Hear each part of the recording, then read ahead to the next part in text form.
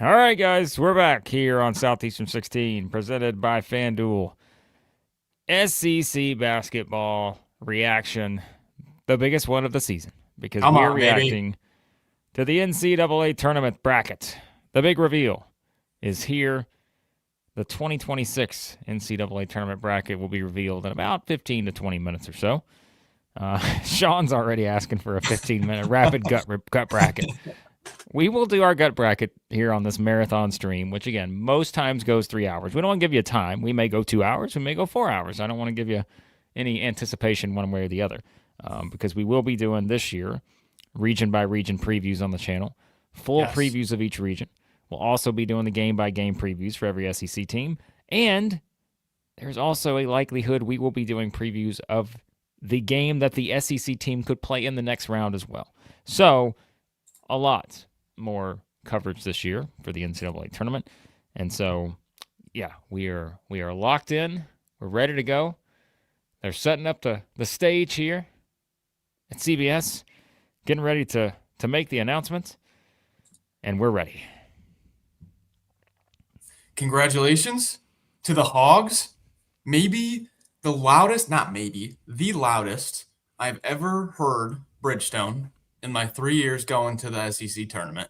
That was maybe the most intense first half, back and forth, that I'd been in person for. What was the final percentage Arkansas shot from three? 60 something? The Hogs were on fire. There was no stopping them when they're shooting that way. That was an incredible, incredible game. Congrats to the Hogs. Yeah. I put it out on Twitter, and I said, and look, guys, oh my gosh, how many years have I been covering the SEC tournament now? It's been a good while. I said that was probably the one of, if not the greatest half of SEC tournament basketball I've ever seen was the first half of that game. I don't think Yeah, I've ever seen unreal. so many high-profile shots, playmaking that we saw in the first half. It Oh, was as good as it gets. Like I honestly, I can't even remember a time where I've seen a game like that. Have there been more dramatic games? Maybe, but like when you think about the drama of that first half, along with the shot making ability and the playmaking, it was incredible. So, yeah, shout out to Arkansas. If Arkansas goes 15 of whatever, 23, 24, hang the banner in Fayetteville right now because there ain't a team in the world that's going to beat them if they're hitting threes like that. But they were tremendous, and they did. They hit all the big shots. DJ Wagner hits big shots. Billy the Kid hits big shots. Brazil, Acuff, a total team effort for Arkansas, I thought, in that game. And, yeah, Vanderbilt. I mean, the thing is, like, if you want to be optimistic and you're a Vanderbilt fan coming out of this, guys, they went like 8.5 minutes without a field goal. yeah. They went 4 minutes without scoring in the final stretch of the game there. So think about that. It's 12 minutes in the second half. You either didn't have a field goal or you did not score. And it was still at one point like a 3-point game with 3.5 minutes to go or 4 minutes to go. Great game for 36 minutes. And then Arkansas just came down, couldn't miss. Vanderbilt couldn't hit a shot. And so I think there's still optimism. I'm coming out already, not even seeing the bracket. I got both of them in the Elite Eight. So give me the Commodores, give me the Hogs to the Elite Eight at the worst at this point. So now watch. They're both going to get draws that we absolutely hate right off the bat. So, yeah. Yeah, I put the stat on Twitter now. When Brazil makes at least three threes, the Hogs are 6-0 on the season when Brazil gets three or more. We hadn't guys, I'm telling you, this we had not even made it out of the court. Okay. We're like in the tunnel, just leaving the court. And I hear just over my shoulder, I got both of them in the Elite Eight. And then Blake's already sharpieing in his Elite Eight after watching the Doors and the Hogs go at it. Yeah, that was, man, I think it was Trey Wallace. We were sitting with Trey Wallace. And I think it was him that said, can they just play every time? That was such an entertaining game.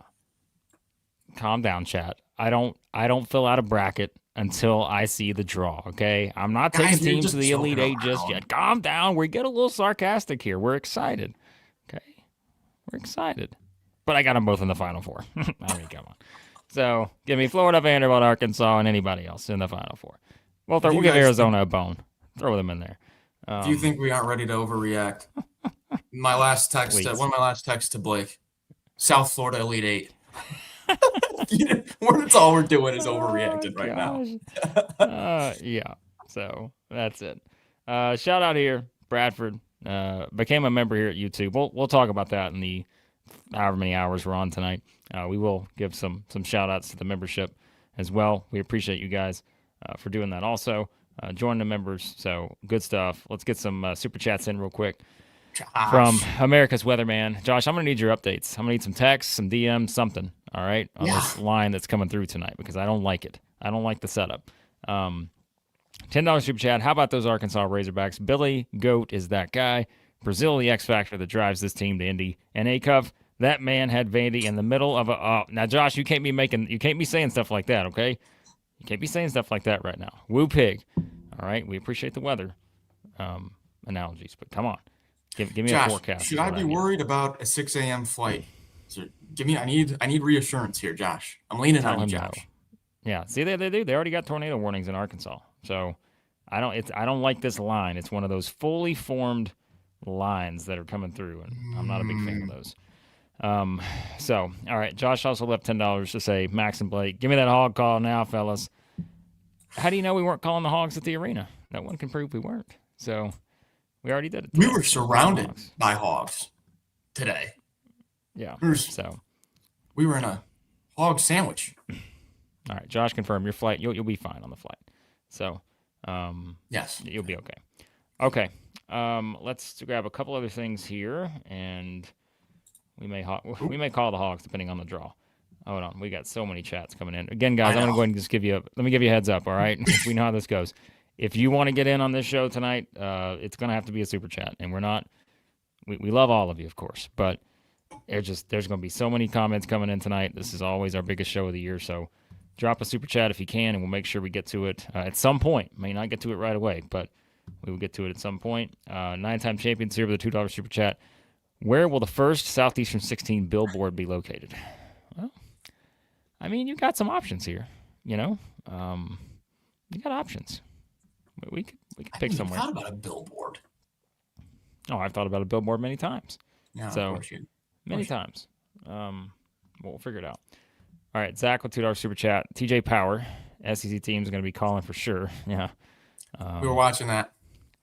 I'll tell you who doesn't want to see Penn. That's Vanderbilt. They don't want to see Fran. Nope. Fran has given Vanderbilt too much in the past. What was it, Siena? Whatever year that was. Vanderbilt does not want to see Penn. Okay, keep them away from the Quakers. I'll tell you that. All right. Okay, we've got T-minus 7 minutes until the bracket show begins. Gosh, come on. Hands are sweaty. Already getting a little sweaty. Like, prediction for Hogs seed. Hogs seed line.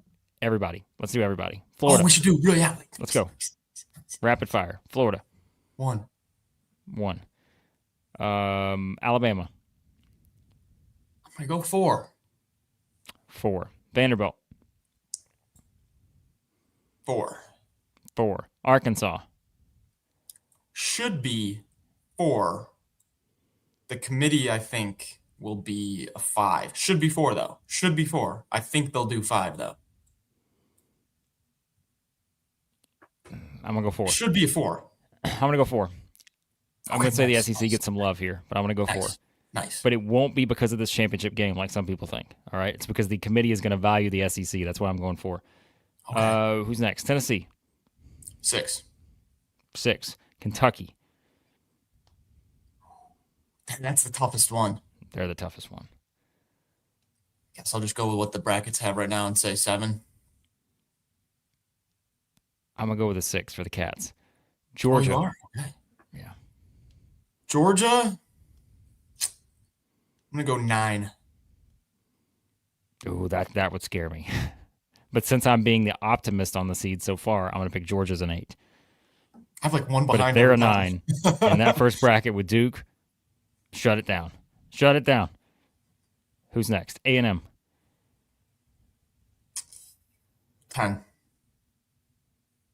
10. Missouri. Dayton. 11 not in Dayton. Okay. My optimism here feels way too high, but we're going to find out. I'm challenging you right now, committee. Who's next? Oh, Texas. It's down. Well, it's Texas or Auburn for the last spot, right? It's Texas or Auburn. I don't think Oklahoma's getting in. I understand. No, I I think Oklahoma's out. I think it's down to Texas and Auburn. One of them's in, Dude, one of them's out. If it's Auburn versus Texas, if it's Auburn versus Texas, what I'm thinking. Who do you? I don't want to say what I'm thinking. But they would give it to Auburn. I'm gonna go Auburn, last team in. Dayton, Texas, first team out. Not that that's what it should be, but that's what I'm gonna expect.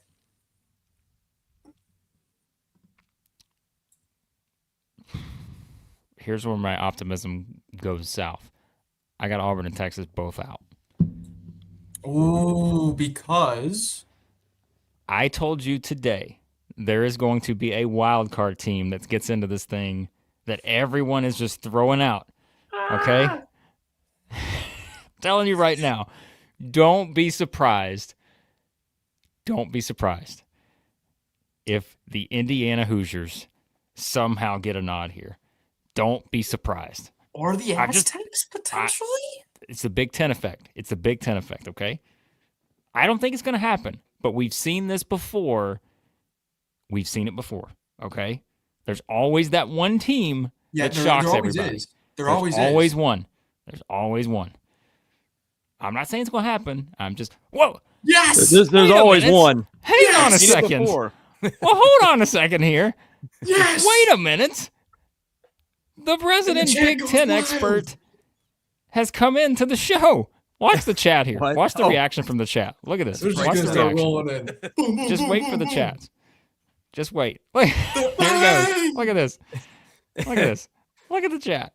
Boom! Couldn't have planned it any better. Could not have planned it any better.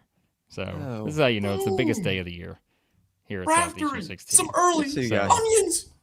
A lot going on here. Oh, gosh. All right, hold on. Before we get to Chris, let's get this super chat. Then the show is going to start. Cheap shot artist, last 3 minutes. Brazil was possessed by the spirit of Billy Richmond. And Pringle had a good game. Thoughts on the Pringle flagrant? I assume you guys are laughing at the chat. The flagrant. Don't get us started on the flagrant. We're not going to get into the flagrants because I thought the flagrants in this tournament were not the best. Well, when they called the one on McLaughlin, that was going to get called too. Yeah, I think anytime you hit somebody anywhere at this point, there's a chance it could be a flagrant. So, yeah. All right. The chat has absolutely lost its marbles in the best way possible. We're locked in. We're locked in. Oh, look at this. People are at $5 to get a woo pig from Chris. Woo pig. Oh, I don't think that's acceptable. It was not very good. I don't know if that's acceptable. So I feel like I need to have the hat and everything if I'm gonna. If you do it, you do it right. All right, Chris. We just did the prediction game. We're only going to give you the bubble teams, though. Oh yeah, how do you Missouri. think? I'm not as locked in on this like I usually do. I got it backwards, forward, and sideways. I didn't do that this year. I'm just looking at bracket matrix and Lenardi. I mean, it feels like, and they always say the bubble sucks most years. And I always kind of laugh. This year, it really, really did. Yeah, it's terrible.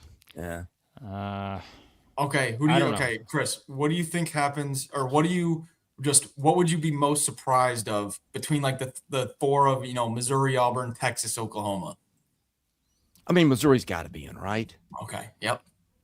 I agree. Let me pull up the bubble and all. I think at this point you could close your eyes, flip a coin. We have analyzed this bubble so much that I think I've lost my mind with it. Well, where did you guys settle before I came on? We're just kind of debating between Texas and Auburn. Yeah. Okay. I mean, Auburn is what, 0.4 above bubble. Texas is Good grief, where is Texas? Point is dead even. I mean, Both finished the season terrible. Auburn It's has a 5 better o'clock. strength of schedule. I don't know. We're here. I mean, so- if I'm doing eye test, I'm taking Texas. Auburn just didn't do anything with any consistency. And I know Texas had some issues there. But, man, when Vocatitis is going and Dalen Swain, and I mean, they can be really, really good. I mean, like if Texas gets in this thing and ends up in like the Sweet 16, is it the craziest thing you've ever seen? Chris, I've said multiple times, I think over the past 2 months at different times, Texas Sweet 16. So no. Yeah. Okay. I thought I'd heard you with that take before, but I couldn't remember if it was recent. So I think I've also said that about half the league. So I mean, Auburn is 7-15 in quads 1 and 2. here we go, baby. Here Who's we got go. it? Who's got the call here? All right, so here's what we're going to do. Okay, here's how we're going to play it. I will give you the bracket. Okay? We're not going to look at the chat as they are announcing the teams because it's going to get spoiled. Somebody's going to be ahead of us. So we're going to make the decision. Max does not even have a TV right now he's looking at. So No, I'm blind. I will read off the bracket and we will react accordingly, okay? And yes, the chat will probably be reacting before we do, but you guys get to watch us in real time. Inevitably be behind at least 10 seconds as always. So yes. that's your gift to us. So yes, and as Sam says, $2 super chat, watching us live at the airport. Here we go. Nice. All right, we're locked in. Duke. Now, somebody's got to have the audio. So you guys talk about. We're gonna talk about Duke for a second. You guys Duke's talk. the I'm gonna overall? listen for a minute. All right, hold on. Duke's I the gotta- overall number 1. Okay. Do you Duke want is me the to one in do the the East. tracking thing I'm doing on the screen, or do you just want to just do that off site? Just do it off in case we have Okay. any issues with the stream. All right, Duke's I the can one in show the it East when we're done. Yeah. on Thursday in Greenville against Siena. Now the 8-9. Here we go. This was going to worry me. Better be Georgia's the 8. Georgia's the 9 here. I'm worried. Oh, Max, It's Ohio Ohio State. State. It's Ohio State. Yes, Okay. incredible. Mark it Okay. down. The Okay. Buckeyes, Sweet 16. We're getting wild. Oh, who give it to me? Who's the 9? TCU. Oh no. Oh no. The Horned Frogs just beat the Buckeyes. Oh Oh no. my gosh. This is incredible. The game's over. Oh, St. John's the 5. Boy, they're going fast here. I'm not used to this. Usually they do Plinko or something and delay it. Alphabetical order. Oh, Max doesn't even All know right, what Plinko is. the 5 is St. John's. Oh, Okay. my heart rate just went up. I can't even tell you. In San Diego. Who We're are they at a 2 playing? here. They're going to play. Oh, don't let it be South Florida. Akron. Northern Iowa. Ooh, Northern Iowa's a 12. Thought they'd be a 13. Oh, they're a low possession team. That's going to be a grinder. All right. Who's the 4? It's got to be Vanderbilt, right? They're putting Vanderbilt in San Diego. Got to be. Got to be the Oh, Doors. they send Vandy far, far away every time. Yeah, Vanderbilt got to be the 4 here. Come on. Oh, it's Ooh. Kansas. Ooh, Kansas. Uh-oh. Ooh, I like that. Kansas Johnnies. Kansas and Cal Um, Baptist. Ooh, all right. What you got? Is there any way Vandy gets a 3? I mean, the I can't the see numbers are kind of Oh, in here that we go. territory. it. Louisville as the 6. Boy, I appreciate CBS here. They're like, we're not waiting around. Who was South the 3 and Florida. 14? South Florida. The 11. South Florida's the 11? They're playing Louisville though. I don't love that matchup for them. Oh, okay, South Florida Final Four. Who's the 3 and Buffalo. 14? Michigan State is the 3. Wait a minute. Who drew that- Kansas, by the way? Ooh. Michigan State. Is that what we thought? Michigan State? Thought there were 2 at one point. Yeah. Michigan Well, State and North Matrix had Dakota them as a State, the 2. 14. So, Okay. uh-oh. Where's the SEC? Are they gonna snub the entire SEC? No one getting in? Oh, I think the bad. SEC's happy not to have teams sent out west. But who did Kansas draw as its 13? Cal Baptist. Baptist. Okay, thank you. Baptist. UCLA the 7. Got to be A&M here. Got to be, right? Bucky Ball heading to Philadelphia. A rocky story. UCF as the 10. UCLA against UCF? Yeah. Hmm. No, are you telling me there's not a single SEC team in this part of the bracket? Not one? Did they forget about the league? Does Houston get sent west? Hold on, the two is UConn here. So oh goodness. Also Florida. Yep, Florida fans. It's going to be get Florida ready. 1 and Houston 2. Get ready, Florida fans. Florida and Houston it is, because that is exactly how we thought it was going to set up. So, all right. So UConn's the 2. They're going to play the 15, which is, man, I've got some kind of thing in my way here. Furman, the Paladins. Have we ever had this situation where now look, there's not a single SEC team in this part of the bracket. All right. Oh, that's not good. I don't think that's a good thing. That's not a good thing. But there hasn't been a bid steal yet. No, but that can't be good. I tend to think that's not good, because inevitably you can't pair up some of these teams. So I can't even hear what Seth's saying right now, but I know no doubt he's got Cal Baptist over Kansas. No doubt. I love that, South Florida. Love it. Wow. Okay. Interesting. I did not think there was any chance we were getting a bracket without the SEC. We have no investment in the East here? Wow. Okay. Is it possible that because the SEC got 14 teams in last year, they've decided to ban the SEC from this year's tournament? To give everyone else a chance. Is it possible? I can't believe South Florida is going to be in the Sweet 16. Going to be 2 blue bloods and Michigan State and Louisville to get there. And then they could play. I didn't a whole region. Yeah, I mean that's what was the odd. minimum? What was the minimum? It is. I mean, what's the minimum they had? No, it's also odd too that they're playing, games and regionals that are thousands of miles away. Of course, that's where we are, but yeah, and maybe that had something to do with it. I don't know, but it is weird. Yeah. UCF being a 10 means possibly A&M up to a 9. What I also think is there's a possibility, and I think there's now a good likelihood. I think you could have 2 SEC teams in Dayton. Yeah. Which is not the worst thing. It's better than the alternative. But because if you think about it, here's what we have to field now. We still have a 1 to field. We have at least 2 4s, I think, to field, unless Alabama or Vanderbilt's a 3. You could have Arkansas as a 4 or a 5, but the thing is, we know we can't put those together. And then you've got 6, probably a 7, and then you've got still an 8, 9 in Georgia, an A&M that could be a 10. So I mean, it's not. I don't want to completely overreact here. But it is strange, though, right? Knowing that the conference is probably going to get at the very least 9 teams in. And it's interesting, though. It's interesting that you do have that play out. Did Purdue, I was looking at Bracket Matrix today, which had Michigan State as the last 2 and Purdue as the first 3. I'm going to presume that Purdue and Michigan State swap places since State got a 3. Yes. Yeah. That is, man. That's true. Tough draw for Duke, though.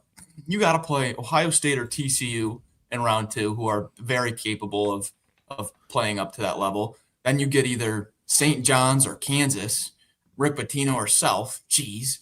And then on the other side of that, you got either Hurley and UConn, Izzo and Michigan State. That's a tough path to just get to the Final Four.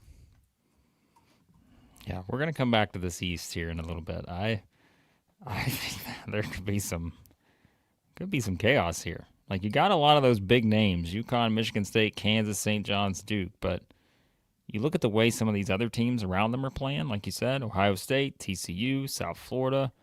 I don't know what to do with the UCLA, UCF. Yeah, interesting. Very interesting. It's people saying St. John's got screwed. I thought they were going to get a 5. I think Bracket Matrix this morning had St. John's firmly as a 5. Yeah, I think they were expected to be a 5. Maybe screwed because they got Northern Iowa and Kansas. Yeah, sure. That could be something. Yeah, but Interesting. All right.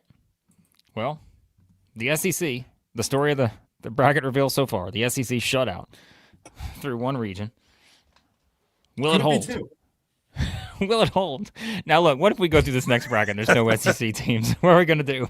Like, we're just going to be like, all right, that's it. Shut it down. Here we go. Okay. Let's go to the 116 here in the West. And we know this is going to be Arizona. So I don't remember where this is at on the bracket, though. Is this the bottom left or the top right? Is on the right side. I don't know if it's right. Isn't it? Yeah, it's on the top right. Yep. Top right. Yeah. All right. Arizona and San Diego having a nice meal outside. They're going to take on who's going to be they got to play LIU. Yeah. All right, so we got to have Georgia here, right? Really, it's got to be Georgia and San Diego as the 8. Who's playing Arizona? Got to be. Got to be the Dogs. Villanova. If Georgia's the 9 here, run.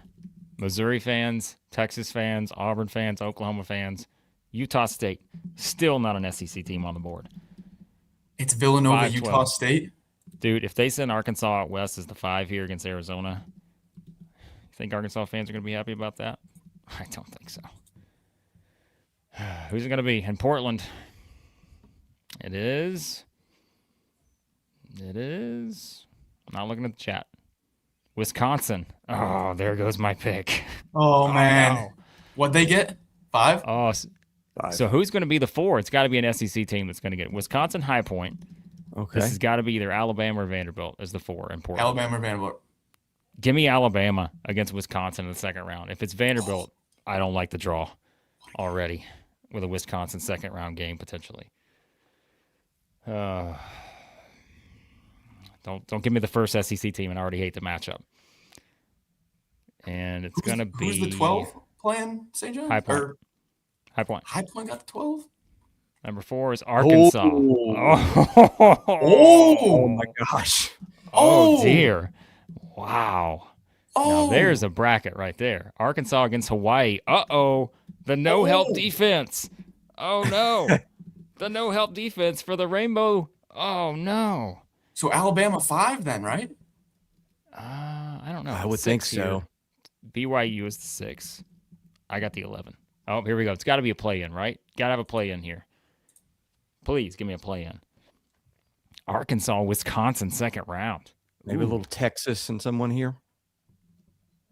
Who's the 11? Here Missouri. we go. Texas Yeah, or Texas NC and NC State? State. NC State? Whoa. Uh-oh. Oh, no. That ain't good. That ain't good at all. So, I don't like it. NC State's in Don't like Dayton? Yeah, I don't like that. Oh, no. Well, Wait, it may be good, though. That could actually just mean means that- Missouri, I think, is going to stay out, maybe. Yeah, Yep, I think it may be good. Okay. that's Never not mind. bad. I retract that last 10 seconds. We'll edit it out. The Zags is the 3. Zags and BYU in the second round felt inevitable in Portland against Kennesaw So State. Gross. Oh, don't send Kennesaw State to Portland. Get out of here. Get out of here. All right, the 7. We got to have A&M here somewhere in St. Louis. Or wait, maybe it's Kentucky. Miami's the 7. Jeez. Kentucky might be a 6. Texas A&M or Missouri here then. It's got to be A&M. Missouri is the 10. Oh, is a 10. Ooh. No Dayton. All right, we're back, baby. Okay. We're in. Yes. Okay. All right. So Missouri's going to get the 2, which is going to be Purdue, right? No. Yes. Yeah, Purdue is the 2. Yep. Look at the Tigers. I don't hate this. I don't hate it for the Tigers. Okay. The Fighting Dennis Gateses. All right, the SEC's in great shape now. Remember all that stuff we were freaking out about 8 minutes ago? Retract it. Forget all that. We win against Queens. Can Purdue get past Queens? The people are asking already. So Missouri and St. Louis is the 10. Now there you go. There's a little love Oh my for goodness. the Tigers. St. Louis. Incredible. Nice. How about that? Nice. Okay. All right. So Arkansas against Hawaii. Arkansas fans, go ahead and look it up. The Hawaii defense, the no-help D. Yep. It is a fascinating defensive matchup here for Arkansas when you look at how Hawaii plays. Am I saying Hawaii's going to win? Absolutely not. But I'm telling you that it's a very interesting first-round matchup with a team that has a very unique defensive concept. Will that work against Darius Acuff? You could put the entire Avengers and have them assemble on the floor against Darius Acuff, and I don't think it would matter. But Hawaii is going to play an interesting defensive style. But Wisconsin in the second round, Max, I mean, the Badgers just, that's a fun second-round matchup if that's what you get. I like it. I like it. It's that Wisconsin against Arkansas is pretty much same team against same team. They're both just going to absolutely fly. But Wisconsin's going to shoot a million threes where the three-point variance is going to be different, but both teams are going to be offense on offense. Now, I do see a lot of people already claiming that Arkansas is going to just completely just dispose of Arizona. Hey, Arizona's not bad. Not a bad team. So I don't I'm not like ready to go there BYU yet, Zags 6-3. Yeah, that's kind of an ugly one. You could get a You're Texas gonna have NC to have either State. the Zags in the Sweet 16, I don't know, year where they're just or Texas. BYU without Richie Saunders, or Texas or NC State. You got Texas in the Sweet 16. I mean, come on.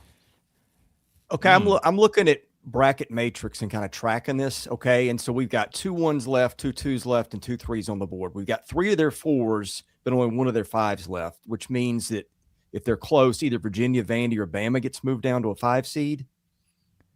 I think Alabama. That's probably Bama, isn't it? Okay. Yeah, Man, that's what I was thinking quite a too. Drop for Alabama. Oh my gosh, are they going to do Alabama 5, South Florida 12? No. No, Akron and McNeese were the only two 12s at bracket matrix that are still on the board. Hey, South Florida's already available. Like they got a game. They've already played. They're playing Louisville. Right. Gosh, Okay, my mind calm is down, just Max. out of it. Don't overreact. It's okay. South Florida's going to be okay. All right, they're playing the Cardinals. Guess what? When we do that prediction video, you got Kentucky fans rooting for us to pick South Florida. It's going to be fine. We're going to get plenty of engagement on that one. Okay. Just worry about my team. It's okay. All right. So we got some SEC teams out there. Good for Missouri, and I think it's good for the SEC because Texas got in. So I'm gonna tell you right now, perking up a little bit about Auburn because there's a little bit of interest now, I think, for Auburn. A little bit of interest. Not good for Oklahoma. Not bad for Auburn, I think. So Miami, Missouri is going to be a 7-10 that I probably lose quite a few hours of sleep over. That's true. That is true. That may be a tough one. That's a tough one. Maybe a tough one. All right. NC State, though, here's something else to consider. NC State is the 11. I think maybe shows you the ACC slant on this a little bit. So, is still there no another Miami, Ohio? No. I don't think Miami, Ohio is getting in unless they're in Dayton. So, if we see another Dayton game and they're not there, I don't think they're in.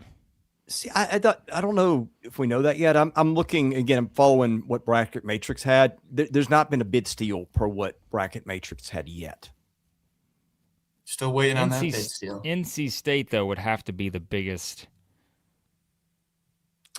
Yeah, I think they had NC State as the top 11. So I mean, getting to a 10 is not the biggest miss. I thought NC State was on the 10 line.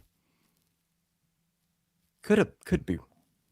I thought they were on the 11. No, wait, Missouri was on the. You're right. They were on the 10 line. Yeah. So okay, they swapped those two. Yep. SMU though. Keep an eye on SMU because if NC State good point. Down, NC State pushes down. I don't think SMU's resume is anywhere necessarily close to NC State. So could the Mustangs be left out? I wouldn't be happy about that, but is it possible? That's a good point. So, good catch. I'll tell you what we do know. Sam Smith, no matter who Tennessee plays, Sam Smith's already got the money line on the opponent. So already money line has been dropped on that. So in case there was anyone asking the question. Max, is our stuff on Twitter right now? I haven't had time to look. I think it is, right? Okay, sorry, I was looking at the wrong thing. Okay. All right, guys. No one thinks Tennessee's getting left out. We're just having some fun here. Okay, let's continue on. Next up, the Commodores are still waiting. See them up there. Yeah. Who do we have left Nebraska here? waiting. Who's Vanderbilt paired with as a 4-5? Here we go. Michigan. Vanderbilt. I think Vandy's a 4. The 13's left on the board at bracket matrix. Well, there's one of them. It's Hofstra. That's it. Who are they going to get paired with as the what am I thinking of? The second round potential matchup. Yeah, this should be Georgia, right? UMBC Howard. Oh yeah, you're right. So it is going to be Georgia and Michigan. Ooh yeah. Okay. I don't mind that. Yeah. Well, we'll see. Georgia's got to be the 8 in Buffalo against Michigan. Yep. Georgia's the 8. They are. Georgia? Okay. Yep. So, and their 9 probably going to be. Have we seen Utah State? Yeah. Yep. St. Louis. St. Okay, Louis. so that was one that the bracketologists kind of called there. No, I'd take that. St. Louis has struggled, man. I'd take that if I'm Georgia. I feel pretty good. St. Louis is a 9? Yeah. Yeah. I think that was pretty much. So 5's got to be Vanderbilt. Or not Vanderbilt. Alabama maybe in Tampa? Texas Tech. I forgot about them. Oh, no. So I think Vanderbilt may be the 10th. No, I think Vanderbilt's going to be the 4 here in Tampa against Texas Tech. Makes sense. I think so. Tech against Akron. And then I think you're going to have Vanderbilt and who? Who am I forgetting that's in this range? Who's Hofstra? These are Friday games, by the way. Hofstra, maybe? Yeah. All right. And it will be Alabama. Okay. Alabama got the 4. Goodness. Okay. Mm-hmm. Okay. So does that mean is Virginia? Or Vandy gets dropped to the 5 then? Alabama Hofstra. So you're right about that, Chris. They're the 13. Oh, Vanderbilt can't be a 5 here. That can't happen, right? That means if Vanderbilt's a 5, that means they're not paying any attention to the tournaments, which we've no. I think if years, you look at the metrics, I think Vanderbilt's got a much better chance of being a 3 than a 5 at 3. this point. Yeah, but I don't know. Tennessee's the 6, so Vanderbilt's not going to be the 3 here. I know that. So Tennessee. Who did Texas Tech draw as the 12 guys? Tennessee's the 6, right? Okay.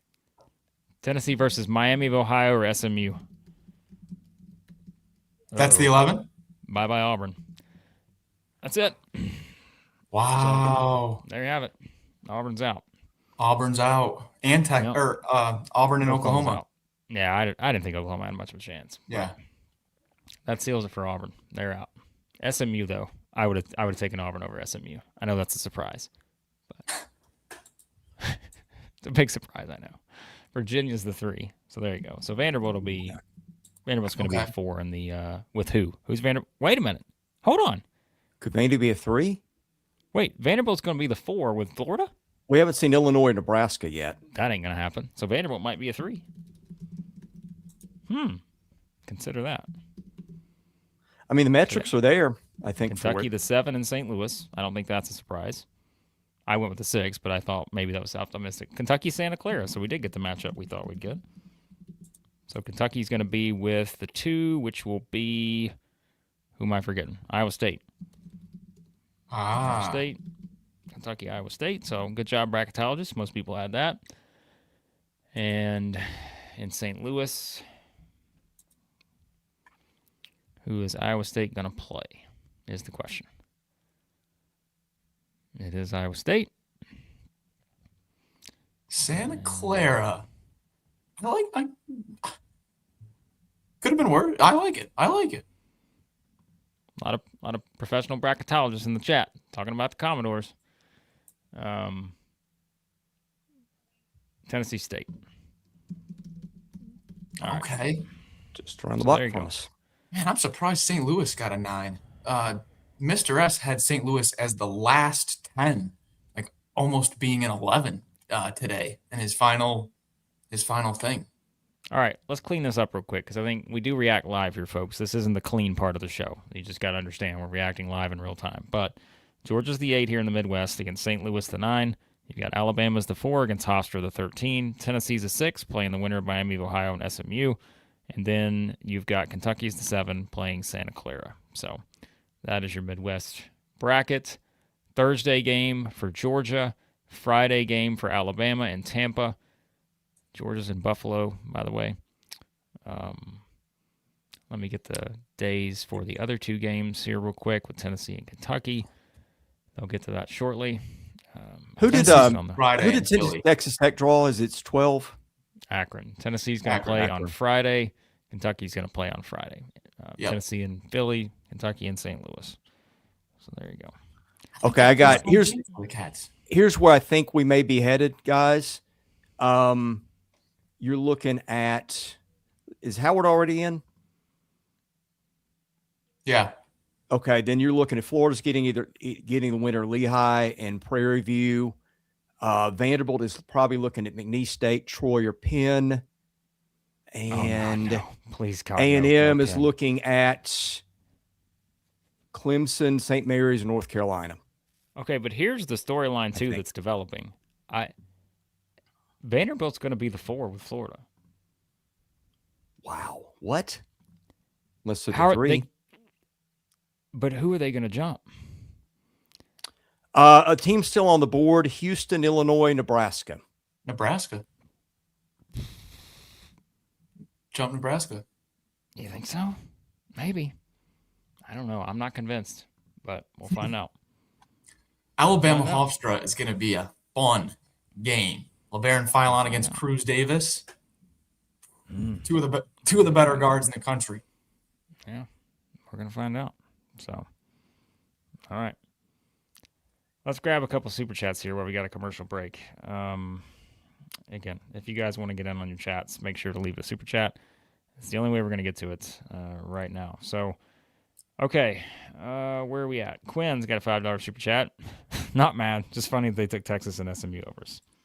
I would have given Auburn the nod over SMU, but and I think Auburn. I said earlier, I thought Auburn had a great argument against Texas too, but maybe they shock us and Auburn's a 10. Maybe I don't. No, that the world. But if A&M's a 9, look out. If A&M's a 9 when this bracket comes out, look out. Auburn's a 10. Oh my gosh! You want to know what I think is coming? Uh-oh. Not Indiana. This is the way it's lining up with what's left on the board. What do you got? Florida's going to get Lehigh and Prairie View A&M. Clemson and Iowa will be your 8-9 game in that. Your 5-12 would be. Could North Carolina be a 5? I guess that's the most logical thing, unless you drop Illinois, Nebraska, or Vandy to a 5. Your 12 there would be looking at probably McNeese State. That's going to be no fun. Your 4-13 could be Vandy and either Troy or Penn. If Vandy's a 4, your 6-11 would be if Carolina's a 6, 11 would be VCU. And then your 3, you're looking at Nebraska, Illinois, Vandy, one of those. Illinois would have to be the 3 there, right? I don't think there's any chance Vanderbilt's jumping Illinois. Could Vanderbilt jump Nebraska? Illinois is yes, ahead of but I don't. So then Vandy's a 4 or a Illinois. 5. Houston's your 2 in this region, by the way. Man, Florida, Houston is tough. And then your 7-10 would be A&M and St. Mary's. Yeah. All right. Let's see. A couple other super chats here. Sam, $2 super chat. Tennessee loses to SMU in Miami, and he wants Rick Barnes to retire. We appreciate that contribution for $2. What else we got here? JK, can you imagine anyone giving any player other than Darius Acuff the SEC Player of the Year this season? I couldn't either, Max. Can't imagine. No one. I could not imagine a single person associated with any reputable brand doing that. No. Just not at all. Okay, so we've got left here what's the region? We got the South. The South, which is going to be paired with the East. Is that correct? Yes, it's right the there? South is Okay. bottom left. Yeah, it's almost like you should go in order on this thing. Huh? I know. All right. So Florida's the 1 here. The 16 will be, as Chris said, who was it left? Nah, we'll get it in a second. 8-9 here would be Clemson and Iowa, No, I not think. the 8-9. Oh, sorry. Yeah, it's going to be Lehigh and Prairie View. Okay. Lehigh, Prairie View. Yep. Okay. That is correct. I think St. Mary's going to be on the 8-9 here, right? Bracket matrix had 7. Clemson and Iowa. So I think St. Mary's will be a 7, I would think, right? Yeah, I would Here. think so Oh, too. okay. Yeah, so it's Clemson, Iowa, so that makes sense. So St. now Mary's it's is just going to get seeing- A&M. It's just a matter of Okay. getting Vanderbilt. Yeah, so St. Mary's A&M, that's kind of what we thought. So Vanderbilt's the 5. Okay, so they put Oh, Vanderbilt goodness. as 5 Okay. in Oklahoma City, and they're going to be paired with Nebraska, right? Correct. Is the 4? No. I mean, it's got to be. It's not Illinois. Well, the 12 will be either Penn or Well, Troy. Yeah. Okay. I'm sorry, I not mean, the 12. The 12 will be McNeese. Yep, that's who they McNeese, got. yeah. In Oklahoma City. Okay. That's a horrible matchup, too. I mean, in terms of, like, that's Not a horrible. they were pretty. Weren't they in the 60s in Ken Palm? It's got to be Nebraska. Yeah. Well, I definitely don't hate the second round matchup if Vanderbilt gets by McNeese. I'll tell you that right now. But honestly, I think it's probably.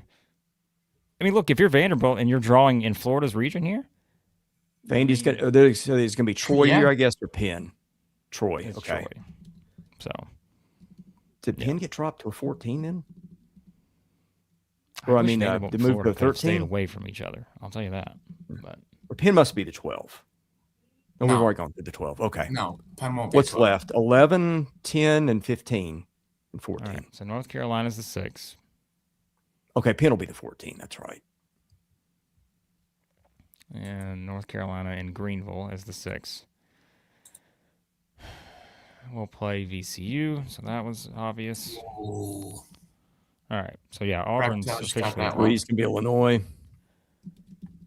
Illinois And and they're gonna Penn, and then we're gonna have St. Mary's, Texas A&M as the 7-10, and then we're gonna have who's the 2? Houston, and Houston. who's the other? Who's the team left that we haven't talked about? Idaho. Idaho, Houston, and Idaho will be Idaho. Houston's 2. Houston The and Vandals. Idaho. The Vandals. All right. Well, then the bracket's done. There we have it. Okay. We have a bracket. Yes. Wow. The bracket. St. Mary's and A&M will be fascinating because those are two very different styles. Yeah. Yeah. Big time. That is true. I think Vanderbilt should have been a 4. I'll be honest. I don't don't Apparently, think the tournament meant nothing. Well, yeah, but there are going to be some people who think that the championship meant something. I don't. In hindsight, I don't really think it meant anything. It never does. It never First does. 4 out: Auburn, Oklahoma, San Diego State, New Mexico. Yeah, bracket matrix nailed it. Had all of them. Yeah. Okay. Fran McCaffrey against Brad Underwood. Throw it back the years past. All right. So yeah, A&M they did get they got stuck with Houston. It seemed like that's been the thinking for a month, and so they did get stuck with Houston. So, all right. Let's see if we can get. Looks like the early reaction from Norlander, from Borzello, from David Cobb. I'm seeing a lot of Vanderbilt is the biggest snub of or biggest miss I seed figured of this that bracket. because metrics wise, Yeah. it suggests that should not be the case. But and they got stuck with. I mean, you could probably argue the toughest 12 in McNeese. So Yeah. not ideal, and they're playing on Thursday. So like, you got a lot working against you. I think if you're Vanderbilt Jeez. here, Yeah. so not ideal for sure. But and I mean, you did get put with Florida again, which I don't know if I necessarily see that as a good thing or bad thing. There are probably positives to both, but yeah. So all right, I know they're going to tell us who the first teams out were, and I want to see how that looks for sure. That'd be. And I know people are bringing up that Arkansas beat Vanderbilt twice, but I think our bigger point is that I don't think the second one mattered. I mean, beating them once, yeah, it could have been a head-to-head for that. But here's the thing, like, right, it may not have mattered. If you flip the 4 or the 5, the only thing that maybe differs is the opponent, right? Because if Vanderbilt would have been the 4 in this region, Nebraska's the 5. Like, you're just basically swapping your opponent at that point. So, hey guys, I've got to hop off to do a radio interview. Max, I'll email you the bracket if you guys want to put that up. Sure. I sort a couple of the sites, but I'll send that your way. All right. All right. Enjoyed it, guys. See you, Chris. Here we go. All right. Okay, so let's jump into. Here we go. Last 4 in: NC State, Texas, SMU, Miami of Ohio. First 4 out: Oklahoma, Auburn, San Diego State, Indiana. I told you Indiana would be closer than people thought. Oh, okay. So Oklahoma was ahead of Auburn. Okay. Yep. Oklahoma would have won. They would be in. Miami, got the nod. So Texas was 2 spots clear of SMU and Miami. NC State, as expected, would have been at the top of that group. So, yep, there you have it. All right. So we got 10 in. Yeah. So that's what wound up being the number. So congrats to all those optimists out there. Back in December, there was a 3% chance on Bart Torvik to get 11 teams in. And I got one team off. Just one. All right. Okay. I think I'm not hearing what Bruce is saying right now, but I have a feeling Bruce is making the case for Auburn at this very moment. I can feel pretty confident in saying that. But, all right. So now we got to find a bracket and pull it up on the screen. So that is going to be our next priority here. How about while Max is doing that, I'm going to tell you quickly about our sponsors. Don't go anywhere. We are hours away from being done here. And, we will get to some super chats and all that good stuff. We're going to go every single region. We'll tell you who should be nervous, all that kind of stuff, and we'll get into it. So, okay, AndCollar, AndCollar.com, performance menswear brand. They invented the work leisure pants, button-ups, polos, pants. They have suits too, polos, quarter zips, all that good stuff. Head over there. 25% off, 16% off. SEC 16% off over at AndCollar. Rockform, ROKFRM.com, the world's strongest magnetic phone case. Extreme protection, super strong magnets, rock lock, secure mounting. SEC 25% off over at Rockform. Icon wallets, premium Napa leather. 3 interchangeable university icons. They are officially licensed collegiate wallets. Use our code SEC16 for 20% off over at Icon Wallets. And head over to Zilker Belts and get 25% off using our code Southeastern16 over at Zilker Belts. Great belts, dog leashes, all kinds of stuff. So, all right. Let's now get to the fun stuff. It's going to take a second to get it. All right. While Max is getting the bracket up, let me get you a couple super chats here from Justin. $2 says, this proves the tournament means nothing. I mean, we've been saying that for years. The SEC tournament just doesn't mean a whole lot. Great basketball, but just doesn't really mean a whole lot. So, sorry. It doesn't. Committee can tell us anything they want. It's just there's just not a lot that suggests that it does. I mean, who was it? Like, there's been 2 teams the past 2 years. Wasn't Auburn surprises with their seed one year? Florida surprises with their seed one year? Yeah. It doesn't matter. So Justin says $2. Vandy was a 6 before the tournament. No, I think they were 5 before the tournament, and I don't think they moved. So, yeah. All right. Like the bracket challenges are up on websites, but I can't find yet like a one that we could just put up on the whole screen. Okay, give it a second. I mean, they'll be everywhere here shortly. Justin, $2 super chat. So the net is a lie too. What do they use to choose? I don't think the net is necessarily. That's why I didn't really share the net as much this year. I don't think the net is necessarily the end-all, be-all anymore. There's a lot of other stuff that goes into it, but we'll get into it in a second for sure. So, all right. And look, I think something to consider here. I'm going to pull this comment up from Tyler because I think it's interesting to think about. He says, I think the tournament helped Arkansas. Here's the thing. Arkansas beat an 11 seed in Oklahoma, and then they beat the 15 seed in Ole Miss. I just don't know how much that helped them, period. I mean, those are 2 non-tournament teams. Now, the win today, again, could have helped, but it's very possible that you had those 2 fighting for the 4 seed today. It's very possible. That could have been it. And the committee, due to logistical reasons or anything else, could have said, all right, here's what we're going to do. Arkansas wins. They're the 4. Vandy's the 5. Vanderbilt wins. Vanderbilt's the 4. Arkansas's the 5. And it may have just been a logistical thing, to be honest with you. So it's very possible, but I don't know. So we'll see. Got one, but we're going to have to go on the fly here and see maybe how hard it's going to be to see. It's going to be. It's okay. We got time. Let's just talk. We don't necessarily have to have the bracket right now. Until we get one that looks good. Because it's going to be like.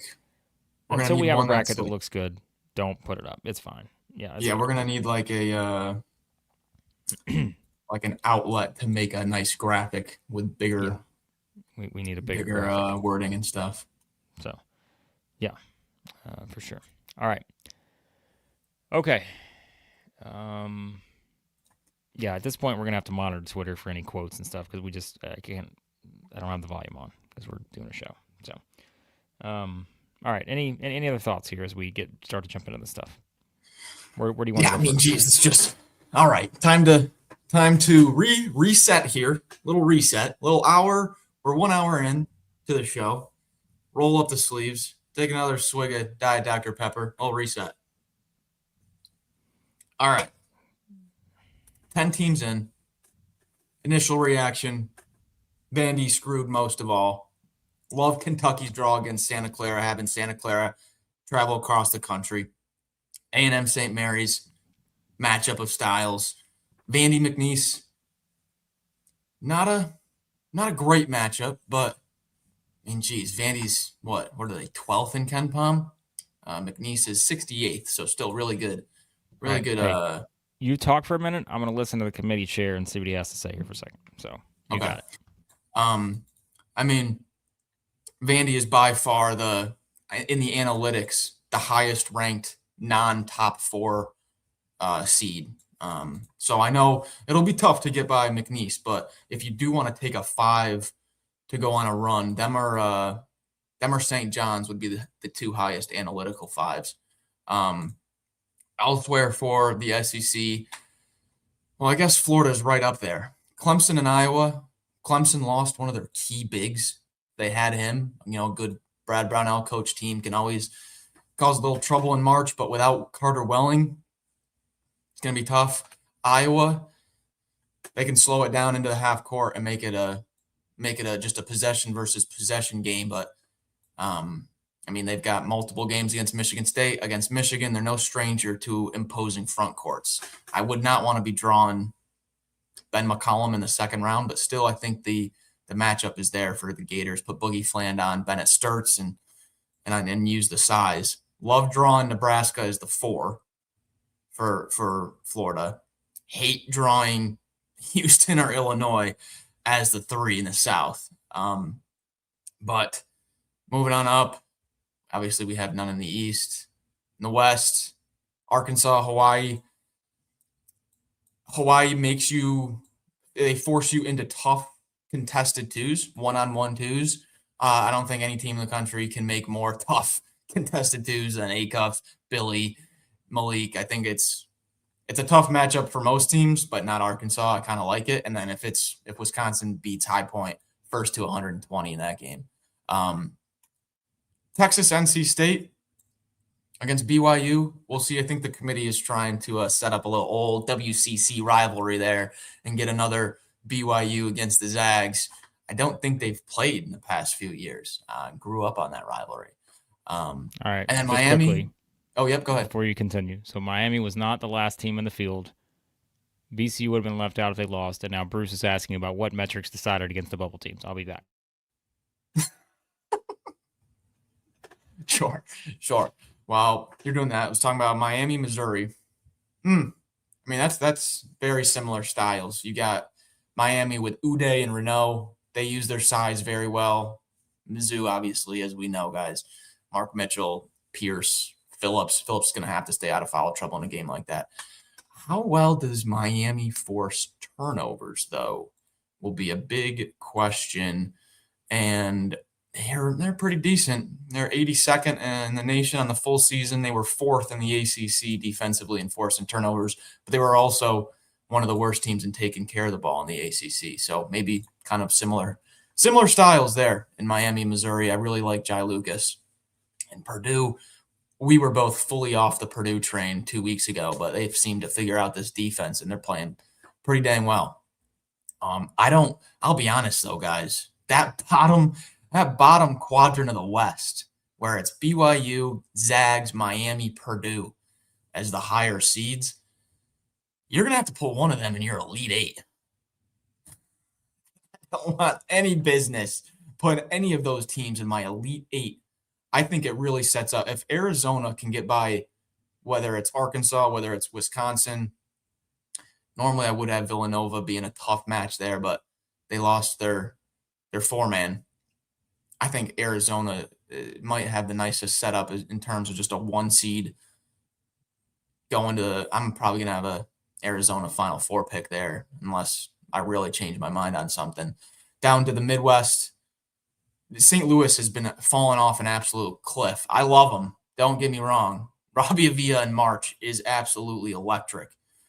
He's electric. But St. Louis comes in 41st in KenPom, and guys, just like 2 weeks ago, they were 23rd.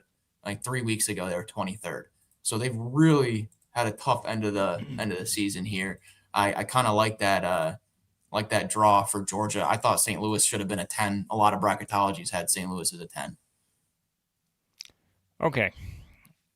So I apologize. I probably didn't hear a lot of what you said. So if I repeat I was anything, running through kind of the right side of the bracket. Whatever I repeat, I wasn't listening to you.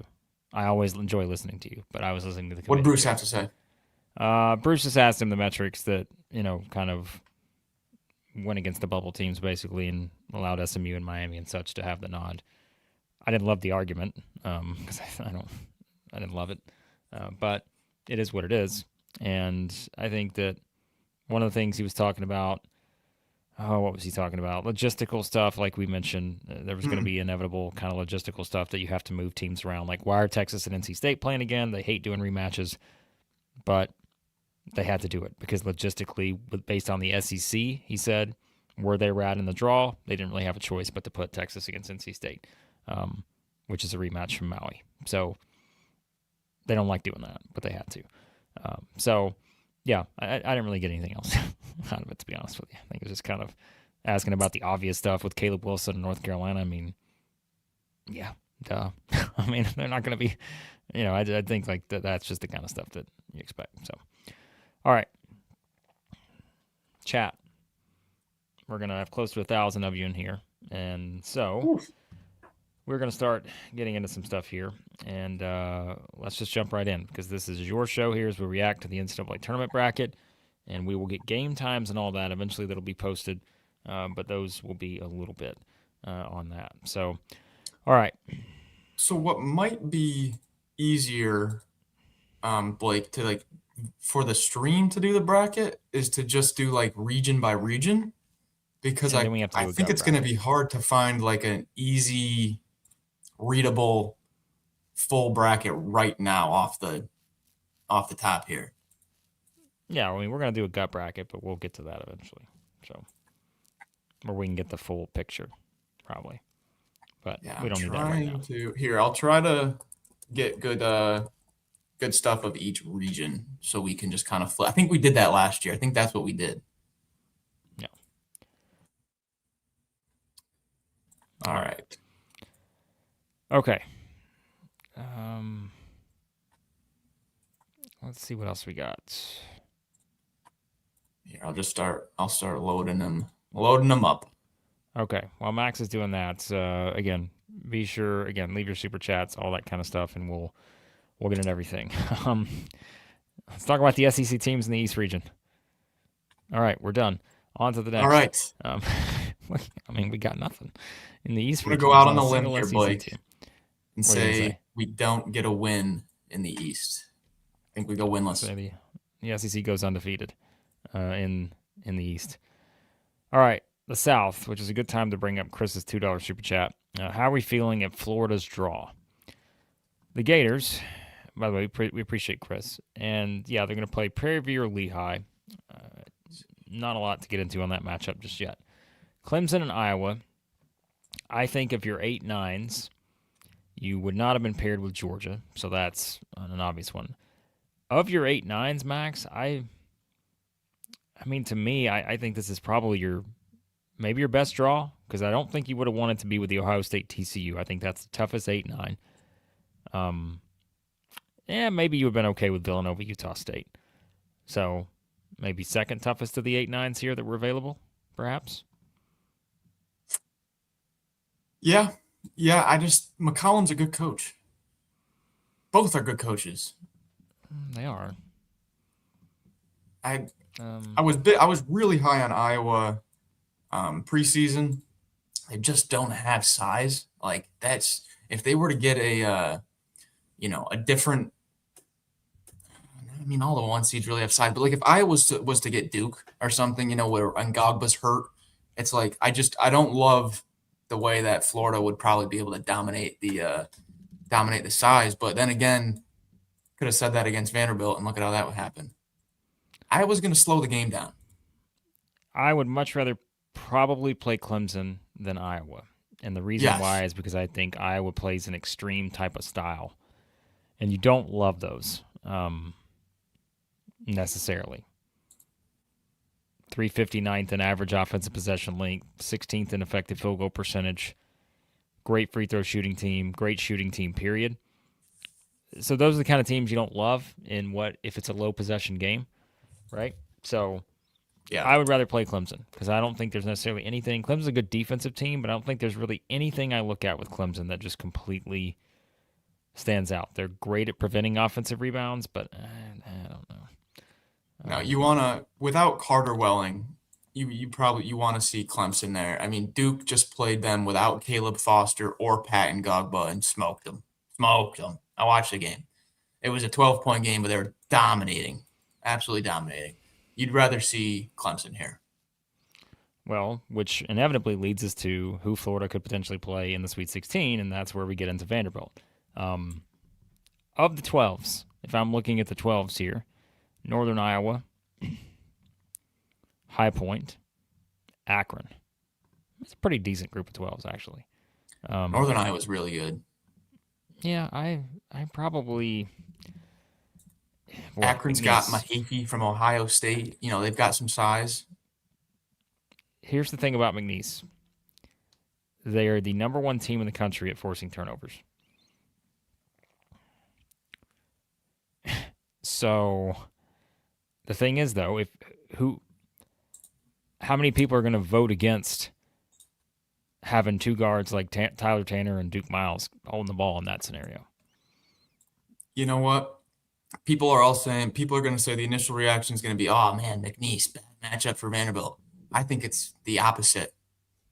I think it's, oh, man, McNeese is a really good team. Dang, they get a top 15 team in protecting the ball that plays 2 point guards, and one of them is going to be in the NBA. I think McNeese is going to be the popular upset pick that ends up having Vandy in the Sweet 16. That's my initial reaction there. McNeese not great at defending the offensive glass. They're a good offensive rebounding team in their league. They also get 53% of their points from two, 22% of their points from the free throw line, both in the top 80 nationally in terms of point distribution. Pretty experienced. Heights, where do they play? They got a 6'10". They play 6'1", 6'3", 6'4", 6'5", 6'10". So maybe there's a pressure element to this. I think if you see a McNeese team that puts on the pressure, could Vanderbilt struggle a little bit? Yes, because they do force so many turnovers. I mean, I don't love the draw. I'll be honest. I don't love this draw for Vanderbilt. But if you were going to be a 5, we probably would have said that in most instances with the 12. Just how it works, it seems. You know how rare it is for a team to get 2 straight 12 seeds and pull off the 12-5 upsets 2 straight years with an off-season coaching change. I mean, that's asking a lot of McNeese. I think I'm going Vandy Sweet 16 here at least. Oh. All right, so I think we both would agree that if Vanderbilt gets past McNeese, we would like them in a matchup against Nebraska. I haven't even thought about it yet. My mind has been, I'm bouncing Nebraska early for like 2 months that I haven't even put another thought into it, to be honest. I'm sorry, Huskers, but it's been rocked. It's been sharpied into my mind for a while now. Yeah. I don't know. That's one to keep an eye on. So and I mean we haven't even looked at Troy yet as much as we would. So you know what's going to happen. Vanderbilt's going to draw that first game on Thursday. They're going to play the 11-10 tip on Thursday, and we're just going to call it a day at that point. The thing about Nebraska is they do have a lot of good wins, but they were all early. You look at kind of honestly, like after their road wins, they started out January with a home win against Michigan State, then did a double road trip at Ohio State and at Indiana, and won both of those by 2, 3, and 6 points. Those 3 games. Since then, their wins are Northwestern, Oregon, Washington, Minnesota, Rutgers, Northwestern, Penn State, Maryland, USC, and then barely beat Iowa and senior night at home. The only team in the tournament out of all those teams is just Iowa. So they really don't have a good win in like 3 months. All that to say, I like Florida's path here. Because I'll say it right now, like I think there's upset potential with the 4 and 5 there. And I hate to say that, but I just think Vanderbilt got put in kind of a tough spot here. Maybe I'm wrong about that, but I think it is. We talk about extremes. McNeese kind of is a little bit of extreme when you talk about how much they force turnovers, but I think you would probably be okay having 2 guys like those two taking care of the ball for Vanderbilt. But it's interesting. It's an interesting matchup. Game time will be important there. But if I'm looking at the bottom half of the bracket, like this feels inevitable. That's Florida and Houston, and I just don't really have a strong opinion anywhere else, to be honest with you. Maybe that's the problem here. So, thing is, I like Illinois over Penn, unless TJ Power goes out for 40 again, which is always game. But VCU, North Carolina, and 11 always makes a run. North Carolina doesn't have Caleb Wilson. St. Mary's, Texas A&M.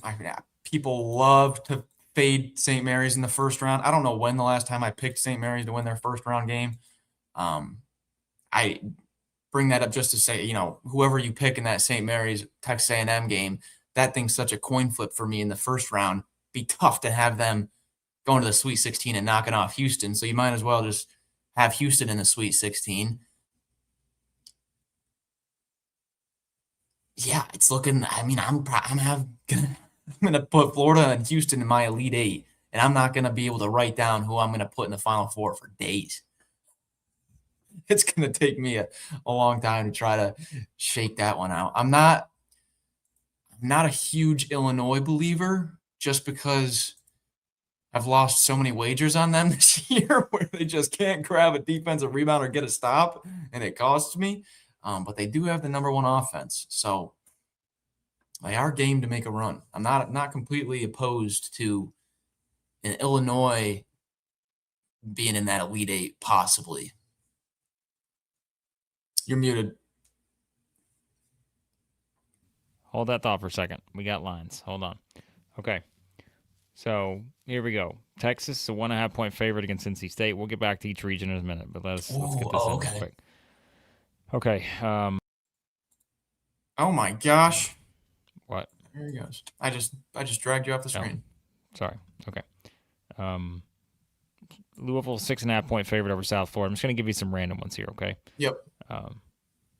Arkansas 15.5 point favorite at FanDuel over Hawaii. St. Mary's 2.5 point favorite over Texas A&M. I already don't like this line. Ooh. Okay. Vanderbilt 11.5 point favorite over McNeese. To me, that's that danger zone of the 5-12. Is from 10 to 12. You've got Georgia's a 2.5 point favorite over St. Louis. I like that one, actually. You've got Miami is a 1.5 point favorite over Missouri. St. John's only a 9.5 point favorite over Northern Iowa. They're 363 in tempo. They're just going to slow the game down to a halt and make it a half-court game. Texas Tech only a 7.5 point favorite over Akron. Kentucky, 3.5-point favorite over Santa Clara. Alabama, 12.5-point favorite over Hofstra. And that's all we got right now. If you're curious for Florida, Iowa, 2.5-point favorite over Clemson. All right. All right. Let's continue I'm seeing some lines now. Yep. Utah State is favored over Villanova. Interesting. A little fade to Mountain West there, or are we buying into Calhoun and the Aggies? That one's going to be tough. That's an 8-9. I'm going to tinker at that. All right. So who's next in the bracket? Oh, do we want to pull up the? Yeah. Let's keep going. Pull up. Let's see. I'll do the top right. By the way, we'll have our region previews for each. We'll have each region previewed in a video. We'll pick our sleeper teams, our best matchups, all that stuff. It'll be kind of your 15-minute type video for each region. But for now, we're just going to go through it here in our live selection show reaction. Okay, in the West, we have Arkansas, of course, is the 4. And to start with Arkansas, we kind of talk about the Hawaii thing, but it is interesting. Arkansas fans, now's the time. Do your research on Hawaii. Out of the Big West, they beat the Anteaters of UC Irvine. Aron Gannett, good coach. And I know you're already probably going to say we're going to beat them by 100 because they have the 211th ranked offensive efficiency team in the country. They turn the ball over a lot. They can't shoot the 3. You love all that, right? But their defense is what has gotten them here. And they just play such, again, a unique type of style that an off day for Arkansas offensively, you never know. But I do not hate this matchup for Arkansas. I think it's a pretty good draw here in the first round. Yeah, no, I think I like it. Acuff, Thomas, Billy, Brazil, they're tough one-on-one shot makers. You know, it's one of the strengths of the team.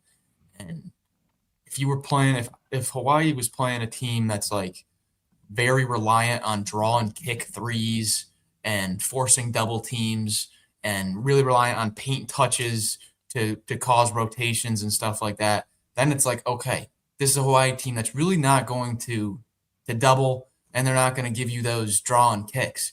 But if it's a team like we just watched them a million times, so they're in my head, but like an Ole Miss, an Arkansas, a Houston, any team that's really good in the mid range that takes a lot of these, tough twos, just not the best matchup for the Hawaii defense. What is it, 15.5?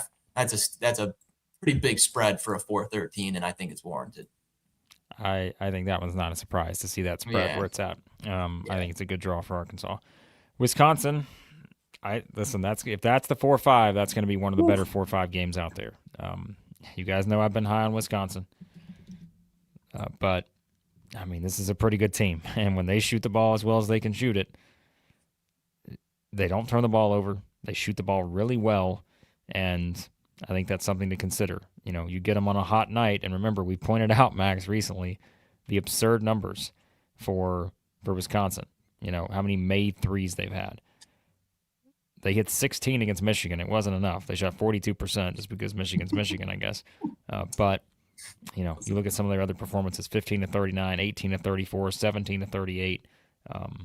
Those are in recent games. So, shoot the ball really, really well.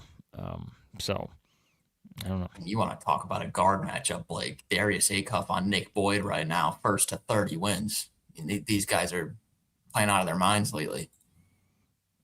Yeah, okay. Like, there are some people in the chat that are overlooking Wisconsin. I don't know what to tell you. I don't think that's necessarily an easy game in the next round for Arkansas. We're talking about a Wisconsin team that has won at Michigan. They've won at Illinois. They've beaten Michigan State. They've beaten Iowa. They've won at Purdue. They've beaten Illinois again. That's not a bad resume, folks. So, would love that 4-5 matchup between Arkansas and Wisconsin. They are slightly dinged because their 7-foot junior starting center all year, Nolan Winter, who's their best defensive rebounder and shoots 34% from 3, is out. So they're definitely a key piece down, but they won on a neutral against Illinois without him. You're talking about a team that went on a 3-point made run. This is their 3-pointers made, okay?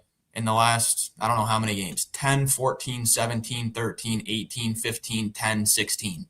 Though I didn't skip any games. Those were the last 8 games in a row. I don't think anybody wants to see Wisconsin right now. I think that's going to be a pretty good game. Listen, chat, if you came here for us to just tell you every SEC team's going to the Final Four, you're in the wrong place. There are plenty of other places out there to go and hear that. We are not going to be the people to tell you that. So with any of these SEC teams, I think we're going to tell it like we see it. So Purdue just beat Michigan. If you want that. Yeah, but I do think the winner of the Arkansas-Wisconsin game, if that's what we get, the matchup against Arizona is interesting. Arizona seems like going to be a very popular pick to win it all, I think. But if you let one of those two teams get hot, we've seen it from both of them this season. Those two teams in particular, Arkansas and Wisconsin, they get hot. They look out, Tommy Lloyd and the Wildcats. I got to say, I love this setup for Arizona, though. Wisconsin, Arkansas will be a tough, what is it? What would that be? Sweet 16 game? But BYU's down an All-American. The Zags are so heavily reliant on scoring around the rim, and Krivas just doesn't let that happen. Purdue's playing really well, though. They are, but I don't know. I feel like this is a pretty good setup for Arizona, though. Yeah. We'll see when we make our picks how far we have Arizona going, perhaps. So, all right. Yeah, I think that's a fun part up there. I think Arizona cakewalk through the 8-9 game there. Nothing against those two teams, but I think Arizona's locked in to the Sweet 16, in my opinion. So, all right. Down at the bottom, we do have Texas, NC State, the rematch. Texas won that one. And Maui, that was Texas' lone meaningful non-conference win. So it's kind of ironic that they wind up in the play-in game playing the team that really probably got them there, to be honest with you. That's probably the team that allowed them to get into the field, and now they've got to beat them again to advance in the tournament, if you really think about it. Playing BYU, NC State is just very up and down. Texas is very up and down. I don't know how anyone could feel any confidence in that pick, to be honest with you. How could we trust either one of these teams right now? I think this 6-11, 3-14, this little grouping right here might be my least favorite grouping of the entire bracket. I'm gonna have no clue what to do with these teams. I don't want to put the Zags in my Sweet 16, and I don't want to put any of BYU, Texas, or NC State. I think right now I would probably just chicken out and put the Zags because they're the highest seed, but I do not like that little group right there. Yeah, we'll get more thoughts. Texas NC State will be one of our first prediction videos. Yeah. I think we'll get to that. I'm not making a pick on that game right now. I'm not giving you any insight because I think those two teams are just so unpredictable at this point. But it's also Sean Miller versus Will Wade. Tell me the committee doesn't know what they're doing in that. So, yeah. All right. Missouri is the 10, playing Miami, and then would play Purdue or Queens. We talked about Jai Lucas this year at Miami. They were a team that I think we were kind of on early this year. We were like, keep an eye on Miami. They could be an interesting one in the what felt like resurgence of the ACC a little bit. And, they had the game against Florida early in the season. They lost to BYU, but then they kind of went on a tear there for a bit. They won that game at Ole Miss. Of course, that was one where I think we were a little bit intrigued by Miami after that one. The rest of the way, they beat North Carolina at home. They won at NC State. They won at SMU. They beat Louisville in the conference tournament. Other than that, it's kind of what would you say, Max? Kind of an unremarkable resume, probably, for Miami. But, it's kind of a team that, good rebounding team, I think, kind of stands out statistically with them. They don't really get any of their points from three. They're a very kind of mid-range paint-oriented team, I guess. And they get 57% of their points from two. That's almost in the top 10 of the country. So, something to consider. Yeah, very reliant on playing through Renault and Uday. Two bigs that are both athletic, have nice offensive games, 240 pounds plus. And then you also have the freshman Shelton Henderson, who's not too dynamic on the perimeter, but again, does a lot of his damage down low, draws a lot of fouls, another 6'6", 240. So they're just kind of a stout physical team. And then we're no stranger to Trey Donaldson, right? Trey Donaldson running the point there with ex-Lobos point guard or shooting guard True Washington. That's pretty much it, though. Like they play a pretty short rotation. What are they in bench minutes? Yeah, 284th nationally in bench minutes. So if any sort of foul troubles to happen to Renault or Uday, that's going to be a big time story. And we know what Mark Mitchell can do, T.O. Barrett and everything. So when we do our preview, there's going to be a lot of ties in this game, a lot of storylines. And I think one of the biggest ones is going to be foul trouble. Yeah. Don't forget the C.Y. Young effect. Of course, he left Missouri to be a top guy there at Miami. So he knows Dennis Gates a little bit. That's for sure. Look, people are saying High Point could upset Wisconsin to go back to the – yeah, absolutely they could. We've been talking about High Point for a while too as a team that they're probably going to stick at that 12 or 13. And, I mean, they've won 30 games, haven't lost since, mid-January now? Won 14 in a row, I think. So I don't think it's a given for Wisconsin at all. But obviously we've seen more of Wisconsin to this point because we've seen them play a lot of high-profile Big Ten games. And so, yeah, I mean, that's a tricky one. Like, I wouldn't discount that at all. So I like both those teams. I've kind of been high on Wisconsin, but you get them on an off shooting night. We talked about that yesterday. We're sitting there at the tournament watching them. It was either yesterday or the day before. Get them on a bad shooting night, and anything's possible. So, yeah. It is also March Madness, and you could just say the line, Team A could beat Team B, exactly. And you really can't push back. I mean, it's March guys, Madness. When UMBC, anybody can win.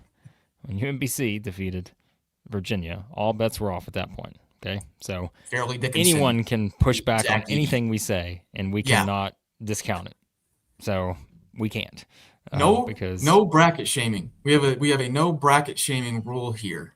Okay. Well, all right. Yeah.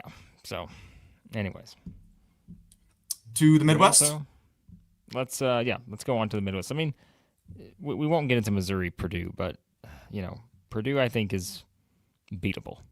But we'd have to see how Missouri looks first. They do get in St. Louis. Don't forget that storyline. That's significant maybe for Missouri. So, all right, to the Midwest we go. And here we have Georgia's the 8. I already said I don't mind that at all with St. Louis as the 9. St. Louis I don't think has played as well here recently, and so you'd much rather get them now, I feel like, than earlier in the season.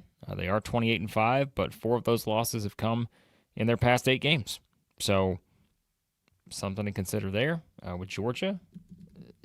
Yes, have also been a little up and down at times, but let's not forget that Georgia won 5 of 6 during the SEC tournament. They lost to an Ole Miss team that was destined for a Cinderella run, and so I don't mind this for Georgia, actually. Georgia's gonna have to have a good scout on this game. Schertz runs a lot of good action on the perimeter. They run Robbie Avila up top as a point. If you guys haven't watched St. Louis this year, by the way, find some time this week to watch some highlights. One of the most fun offensive teams to watch. They'll just new guys will come off the bench and it'll just be their 3-point percentage will just keep going up. Oh, this guy shoots 44% from 3. Oh, yeah, this guy shoots 45% from 3. They just got loads of them. The problem with St. Louis is they don't have much rim protection defensively. They're very small. And Robbie Avila defensively, he's not really an agile, switching 1 through 5 type of big. Their defensive stuff is where they've been dropping lately. But at the same time, this is a Georgia team that, what were they in league play? 3-point percentage defense, 11th. They were allowing 34.7%. So, kind of middle of the pack, maybe not as good as you would want it to, but yeah, I do like it for Georgia. With how aggressive and how many possessions there's going to be, I think they can score their points here. Highest over-under total of the first round of games listed, 171.5 for this game. This one? Not surprised. So, yeah, not surprised. Two very good offensive teams that play at a fast pace. So yeah, this will be one I would circle because I think this could be one of the more entertaining games of the first half if you get these two teams going offensively. yeah. Initial thoughts on a Georgia-Michigan? Are you intrigued? Am I intrigued? Of course, I'm intrigued. I have been off Michigan for, probably since everybody hopped on them. Just my contrarian ways, what? Can't blame a guy. But no LJ Kaysen has absolutely stymied this offensive backcourt spark. If you looked at Michigan's 3-point percentages for non-conference play and then for conference play, LJ Kaysen was a big reason why it was sticking up there. This guy was going off from three, and they've looked very pedestrian in the Big Ten tournament. So, yeah, I would, if I'm Michigan, I'd much rather see St. Louis than a kind of a slumping St. Louis than Georgia. Okay, Alabama's the 4 here against Hofstra is the 13. That one's on Friday, so a bit of a layoff here for the Tide. With Texas Tech waiting or Akron as the 5-12. Remember, we said that line's not very high. Do you have anything on Christian Anderson? I don't have it in front of me, but I think the line would tell us that there's some intrigue here. Just, because sometimes you see these. And let me see if it's moved in here. Nope, sticking at 7.5 right now. That's a 5-12 game at 7.5. Remember, for comparisons, Vanderbilt 11.5 points against McNeese. So something to consider there. But Hofstra, meanwhile, didn't you were talking to me about Hofstra the other day. I've watched Speedy a good amount of Claxton's the Hofstra. coach. Speedy Claxton Yep. Is their coach. They've got one of the best guards in the country. Got mid-major, high-major, forget about it. One of the best guards in the country in Cruz Davis. He single-handedly beat Syracuse at Syracuse earlier this year. And then their point guard is the rookie of the year in the league. They got a good, shifty freshman point guard. I'm not sitting here saying I think Hofstra is going to beat Alabama. But this guy, Cruz Davis, he's a dog. I probably won't be picking the upset here initially, but he's a treat to watch. Yeah, Hofstra, obviously different tempo in this game. You'll have there. They shoot the three well. So I think that's, if you're going to keep up with Alabama, it's not a bad thing to do is to shoot the three. So something to think about there. I don't hate this matchup at all for Alabama. I think the Tide are going to be okay here. I think it's actually a pretty good draw for them. Texas Tech is tough potentially in the second round, but again, I wouldn't overlook Akron either. So I think Alabama. The Akron-Toledo game, that was insane the other night. I thought Toledo had it. Akron was dead to rights, and then they came back, hit a bunch of big shots. They've got that their point guard, Tavari Johnson, been there for 4 straight years, and he's been a big piece all 4 years. And then they got the Mahaffey guy, Evan Mahaffey, transfer from Ohio State. He's really good. All right. Yeah, I think this sets up nicely for a Michigan Alabama potentially Sweet 16, which would have my attention if Alabama were to advance to that point. So, okay. Tennessee is here against Miami of Ohio or SMU. We don't know the opponent, but we almost felt like it was inevitable that Tennessee was going to play Miami of Ohio, so I'm going to stick with that. But SMU is the sizable favorite here against 7.5 over at FanDuel right now. I'm sorry. I'm just not impressed with this SMU team at all. I'm just not impressed. I think it's a great draw for Tennessee. Yeah, I like that for Tennessee. Here in Philly, yeah, I like it for Tennessee. I don't even have a lot to say until we know the opponent, because I think in either scenario, I think Tennessee's in pretty good shape. Miami, yes, we've talked about them for a long time now. They are 31-1. They can shoot it really well. All that good stuff. They haven't played a defensive team like Tennessee, and I think that's something I would certainly put there as an important element of the game. But I think this is a pretty good draw for Tennessee. And if they were to lose this game, Tennessee fans should be furious, I think, because I think this is a pretty good setup here. What's the Miami, Ohio SMU line? I mean, I'll just auto Miami, Ohio, just automatic. But what is it?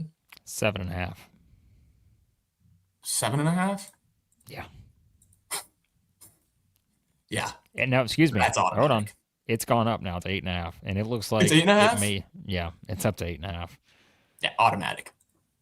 Automatic. That has UC San Diego against Michigan written all over it. That's automatic. You're going a little plus 265 for Miami of Ohio, huh? All right. Won't get ahead of myself. Okay. I'll take the points. Okay. All right. Next, Virginia, though. I mean, Virginia's look pretty good. Really good. Virginia's look pretty good. I don't love it for Tennessee, but I mean, those are two teams that I said Georgia St. Louis was a highest total of the first round. The lowest total of the second round could be Tennessee, Virginia, if that happens. No matter who's on the floor for Virginia at the center position, it's going to be a 7-footer with an insane block rate. That Tennessee Virginia game is going to be a slog. Could break record for potentially most missed shots plus offensive rebounds, because these two teams are both top 10 in offensive rebounding, and they also can sometimes have some scoring issues. Yeah. So, but that's what you want if you're Tennessee. You don't want to, I don't know if you want another team that's like, just out. I don't Tennessee, know. Virginia, it's destined for a 1 or 2 point game with like a minute and a half left, and it's down to 4 seconds on the shot clock, and someone chucks up a 3, and that's the difference in it has that written all over it. That'll be a good game if we get it. Yeah, I think that will be the game that breaks Sam Smith. I feel confident saying that will be the game that will break him in Philadelphia. So huge Jakari White fan here, by the way. Huge Jakari White fan. I wish he was in the SEC so I could watch him more. Yeah. Okay. Kentucky's the 7 against Santa Clara the 10. So, the Cats, as we've said, that there's been ups, there's been downs. We all know the story at this point. Santa Clara 26-8. Their only losses since December the 20th have come against Gonzaga and St. Mary's. 3 to the Zags, 1 to St. Mary's on the road. So they've been pretty good elsewhere. They did beat St. Mary's at home. Their second best win would be Nevada. So not exactly the most tested team in the world, but they're better offensively than defensively. They do force turnovers. That's something that you would circle if you're a Kentucky fan. I would have my attention on that. And they do shoot the 3 somewhat well.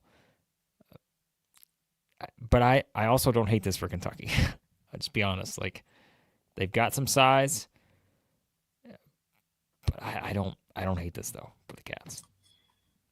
This is Herb Sendek's first time getting the Broncos to the dance. The last time he was in the dance was with Arizona State in 2014, lost in the first round. Last time he won a tournament game, 2009, with Arizona State. Guess who was leading that team? 2009 Arizona State. James Harden. Oh, that's right. He was there in 2009. That was the last time Herb Sendek won a tournament game, and he only won one with James Harden. Other than that, Santa Clara, get used to the name Allen Graves, Cats fans, 6'9", 230 freshman, headed to the NBA, one of the best players in the WCC this year. He's a do-it-all 6'9" guy, defends 1 through 5, can start the break himself off a defensive rebound, can score at all 3 levels. He's going to be circled 400 times before anyone else on the scouting report, but also they've got this wing, Elijah Mahi. He's number 8. He's listed at 6'7". He's one of those guys. Isaiah Brown for Florida is one of these guys, by the way. He's one of those guys that plays 2 inches, 3 inches taller than his listed height. So they've got a bunch of like scrappy, athletic guys, versatile guys that can do a little bit of everything. I'm going to pick the Cats here. I like the Cats to win here, but I also understand why it's why the spread is what it is. What was it, 2.5, 3.5? 3.5, yeah. 3.5. Yeah, I get it. No movement on that as of now. So, yeah, Kentucky 3.5. I think that one's okay as long as you take care of the ball. But Iowa State in the second round. Yeah, I mean, I don't love it. I wouldn't love that one, to be honest with you. But don't love it, but also Iowa State is I'm in a college basketball group chat with a few diehard Iowa State fans, and I think they would share some sentiment with Sam Smith about maybe some offensive droughts that make you want to pull your hair out. Not the worst matchup in the world, but man, Josh Jefferson's a handful. That's the thing. In the past month, Iowa State has wins over Kansas, Houston, Texas Tech. Their losses are to BYU, Texas Tech, and Arizona twice, including by 2 in a tremendous game on Friday. So let's just, Iron Kentucky says, let's not even go there yet. Let's not even talk about the second round yet. It's a great idea. We won't go there.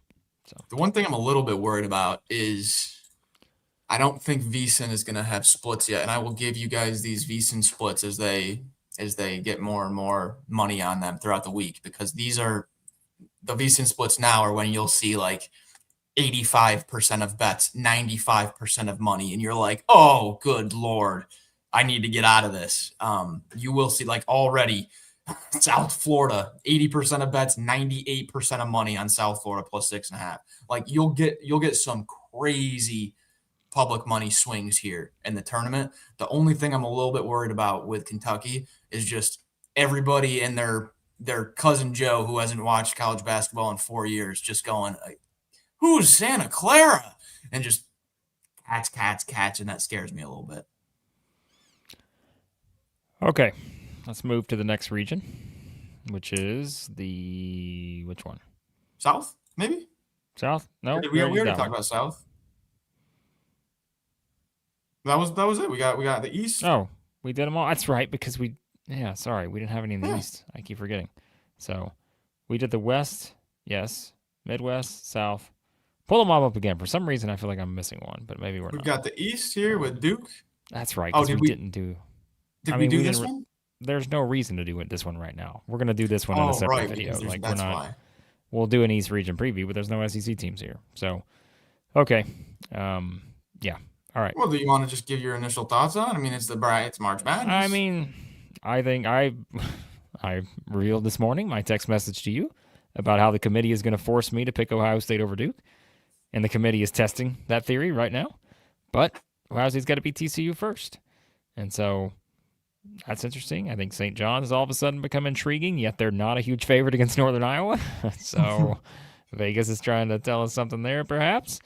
I think Kansas is an interesting idea here in terms of could they make a run? I think it's possible, given the draw. I just absolutely despise the bottom part of the bracket. I don't know what's happening down there, to be honest with you. So, yeah.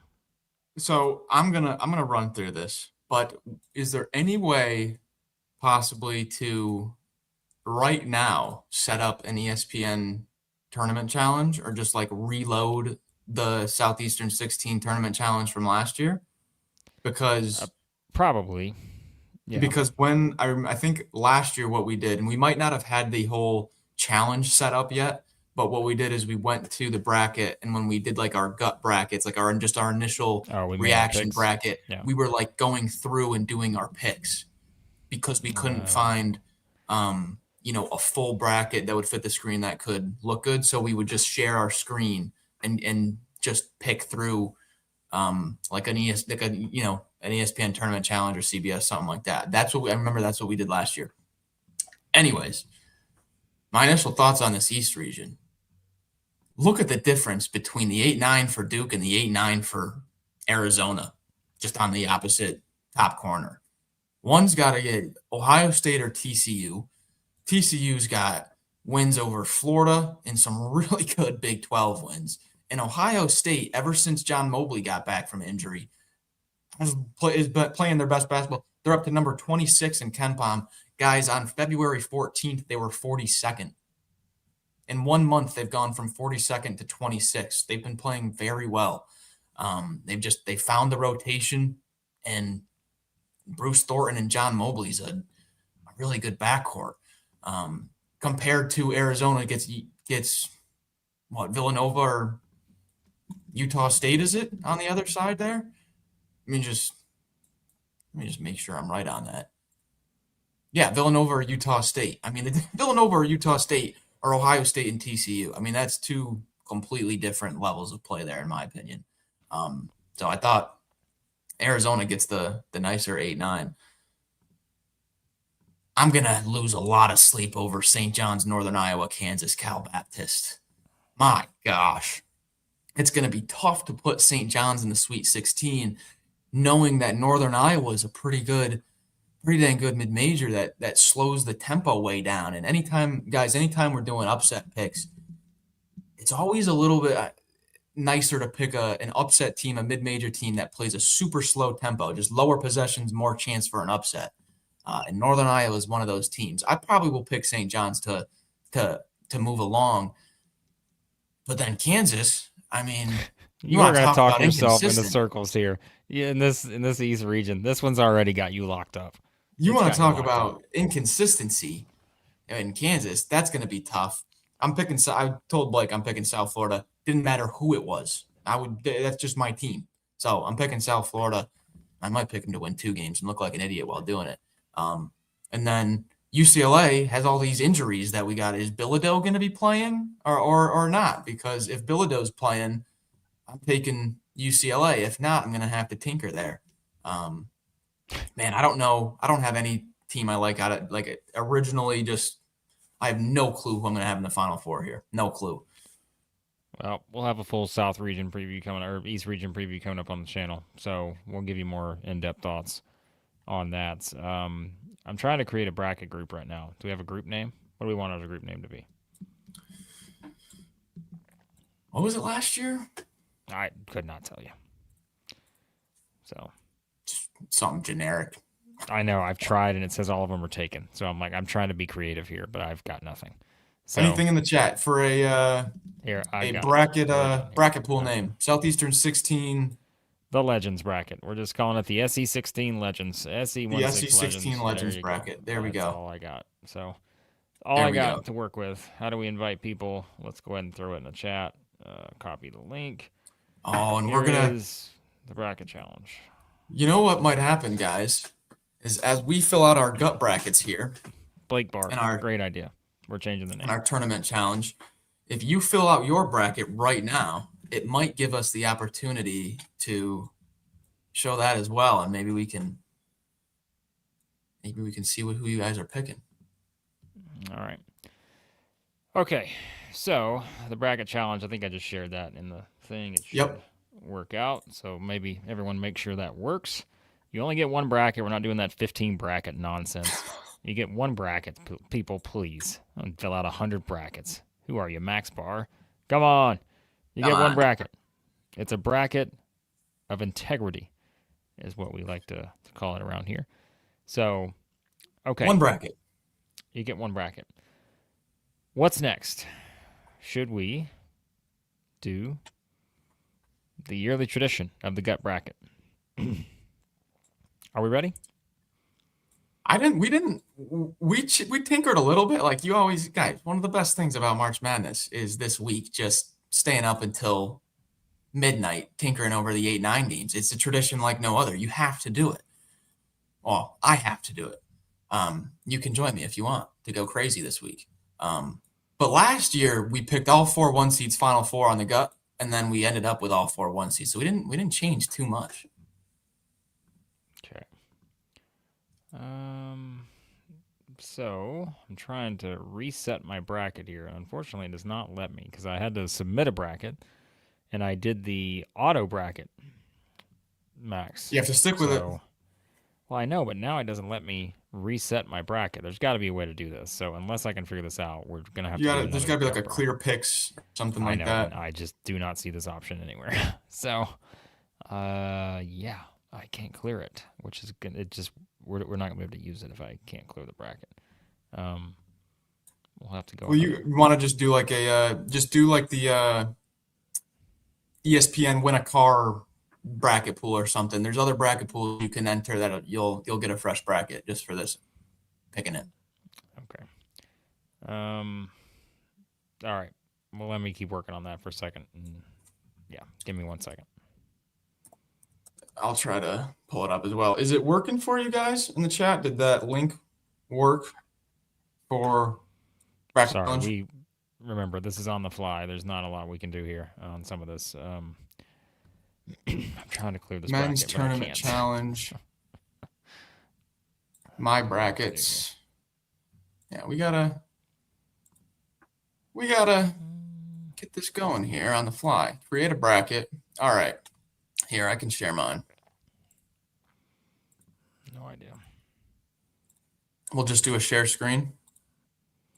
Yeah, I guess that's probably the best way to do it. So, Let's see here. All right. Okay, I got mine too. We're good. You got yours? Yeah, we're good now. All right. Let me just try to resize the browser here a little bit so I give you guys. There we go. There we go. All right. Now we're cooking with peanut oil. All right. Jeez, I don't know if I'm ready for this, Blake. Are we gonna? So we're gonna do one bracket each first, or we're not gonna do it together, right? Because we can't do that. Nope, we go one at a time, right? Yeah, this is more pressure here. Oh my gosh. All right, here we go. We've done how many gut brackets this year? This is the only one that matters. I don't know. Okay. All right. All right. Here we go. Sienna. What? No. All right. All right. Ohio State TCU, the 8-9 for you. I'm going Ohio State. St. John's, Northern Iowa. Time to lose sleep already. It's a gut bracket. You got to just make your pick here. Yep, you just got to go. I'm going St. John's. Kansas, St. John's Cal in a close Baptist. one. I'm going Kansas over the Baptist. No, there's not even a reason to discuss this one. Louisville, South Florida. This one was really tough for me, guys. Real tough. Michigan State, South Florida. North Dakota Michigan State. I'm going to read this off because we have people listening on the podcast feed, and so they're not going to see this. UCLA is the 7 against UCF, the 10. I'm going with the Fighting McCronins. My guy. UConn and Furman, the 2-15. I'm going to go with UConn. Okay, back up to the top we go, and we've got Duke versus Ohio State.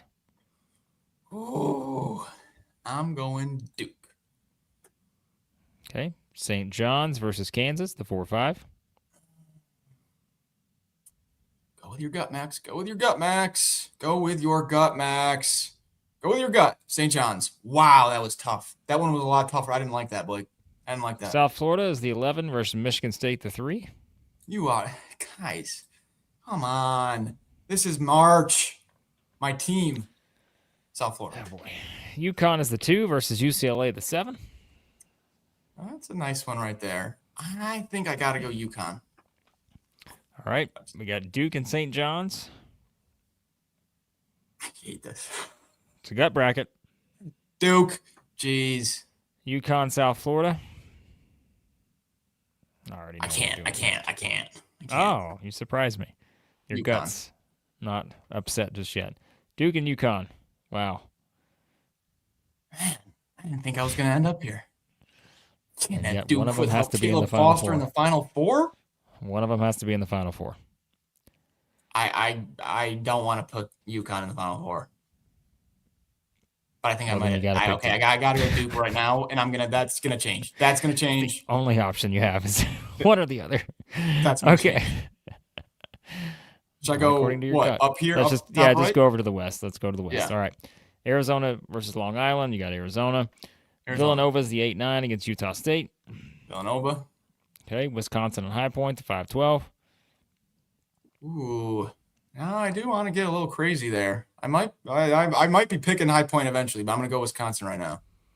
Arkansas, Hawaii, the 4:13. Arkansas. Okay. BYU versus Texas or NC State. Oh, BYU. Zags versus Kennesaw State. I'm going to go Zags. Miami, Missouri, 7:10.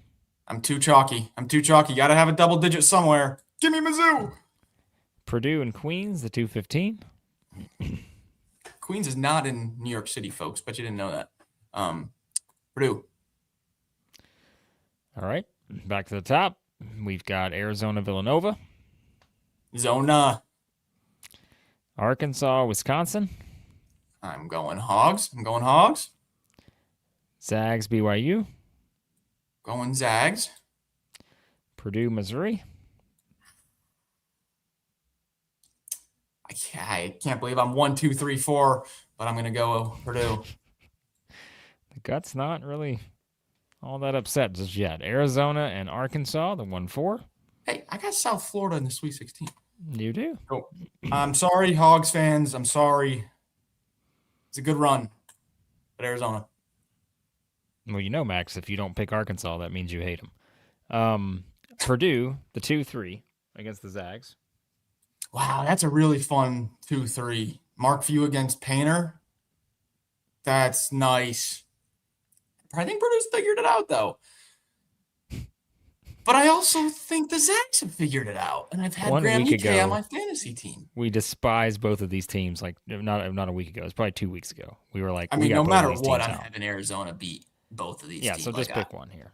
All right, I'll go Purdue for right now. All right. And then you got Arizona beating Purdue. And then Arizona. Okay. All right. Next, we got the South, Florida versus whoever. Florida. All right. Clemson, Iowa. I know who you're picking here. It's been my team. It's been one of my teams, Iowa. Yeah. Hey, Boo Berry Hose in the chat. It's a gut bracket. If you're new here, apologies, but go back and watch the other gut brackets. Dude, I have an 11 in the Sweet 16. What are you talking about? Vanderbilt, the 5-12 here against McNeese. We do not allow just ridiculous comments in the chat. I'm sorry. I have an 11 in the Sweet 16.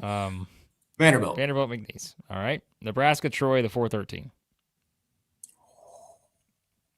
Screw it. Troy. Wow. I've got a funny note on that we'll get to here in a minute. North Carolina is the 6 versus VCU, the 11. Oh. Mm-hmm. I think I'm going to go VCU here. Okay. Reminder, if you're just joining in, this is a gut bracket. This is not our official bracket pick. We do this every year.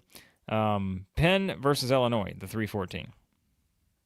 Fran, your run comes to an end. Illinois. St. Mary's A&M, 7-10. I don't know the last time I've picked St. Mary's in a bracket. It's been a long time, but I am going to pick St. Mary's this time. I am. All right. Houston, Idaho, 2-15. The Vandals go down. Houston. All right. Back to the top. Florida, Iowa. Florida. And Vanderbilt meet again. All right. Illinois, VCU. I'm going to go Illinois. St. Mary's, Houston. And Houston. Okay. Florida, Vanderbilt, the rematch. Oh, boy. Oh, boy. Oh, boy. What's on the screen right now? Did you just put Crizzle up? What did he say? Says you guys do a whole lot of gut picks, but what are you doing for your gut health? Any fermented foods, perhaps? It's a great question. So. Oh, man. Florida gets their revenge. All right. Houston, Illinois. Let's see. Houston. Yeah. For the Florida, rematch. Houston. Speaking of this revenge. worked out for us last time, Gators fans, and we're going to run it back. Houston. All right. Over to the, what is this? Midwest. Michigan, or are you taking UMBC as a 16? I wish. Michigan. All right. Georgia, St. Louis, 8-9. Georgia. Texas Tech, Akron, 5-12. I was born in Akron. I love Akron, but I also love Texas Tech. All right. Alabama, Hofstra, the 4-13. And go Bama here in a tight one. It's going to be a good one, I think. Tennessee versus Miami of Ohio or SMU. Gonna go Tennessee. Virginia Wright State, 314. I like Virginia a lot. Gonna go Virginia. Kentucky Santa Clara, the 710. Cats. I think I'm pretty chalky in this one. Iowa State, Tennessee State. Iowa State here. Yep. I don't think I have an upset. This is the only region I don't have an upset, I think. Got to go chalky somewhere. All right, Michigan Georgia, the 1-8. Ooh. Let's get crazy. Let's get crazy. Oh, Give me Georgia. Oh, dear. Alabama, Texas Tech, the 4-5. We're going to go. Okay, this is incredible. Alabama. Okay. Virginia, Tennessee. Are you going to do an all SEC Elite Eight here in the bracket? Just Tennessee, Virginia. You're going to do it. I can already tell. No, you're just not. watched Virginia against Duke. I just watched them. And I'm going Tennessee. Max, this is not 2025. Iowa State, Kentucky, the 2-7. Just do it. Why? It's a gut bracket. Just do it. Why not? I'm going to go Iowa State. Oh, no. Okay. Georgia, Alabama, here in the Sweet 16. I'm going to go Alabama. Okay. And then Iowa State, Tennessee. And I'm going to go Iowa State. All right. And then you got Alabama and Iowa State for a trip to the Final Four. Do I have a SEC team in yet? I don't.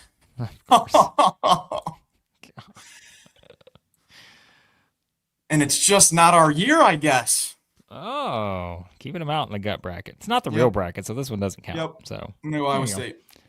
All right. So now that you hate the SEC, here's your Final Four. Duke and Houston and Arizona, Iowa State. Okay. I don't feel terrible about this. It was a little rough getting here, but I don't feel terrible about this. All right. I'm going to go. Duke gets their revenge on Houston. Now, if Pat Ngogba's out at all, I'm not having Duke this far at all. It very heavily reliant on Patrick Ngogba. And then I'm going Arizona in the rematch. All right, Duke and Arizona. And I'm going Arizona in the national title game. Basically, my thought process there, Blake, was I'm picking Arizona to win it all. They're my win it all team. Other than that, I got to figure it out. But the only thing I'm sure about is South Florida. South Florida's making the Sweet 16, and Arizona's winning it all. Other than that, I'm a lost cause right now.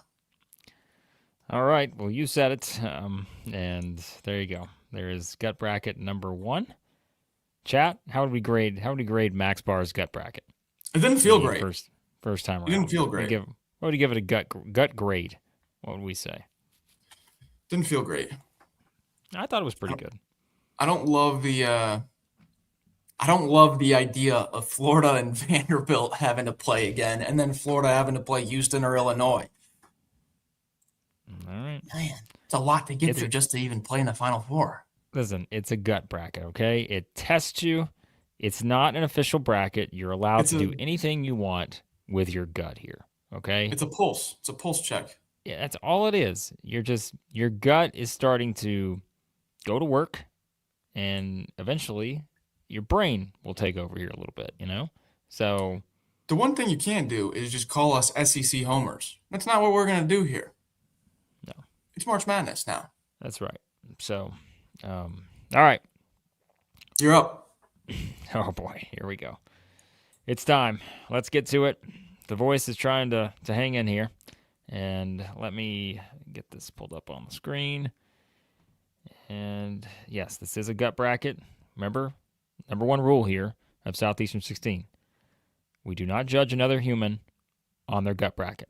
That is the rule. We did not make up the rules. That is simply the rule here. In March, we do not judge someone else's gut bracket.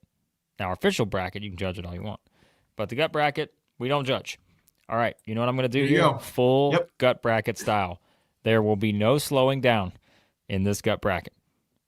All right. I'm going to go back on that 2 games in. Watch. Yeah, you are.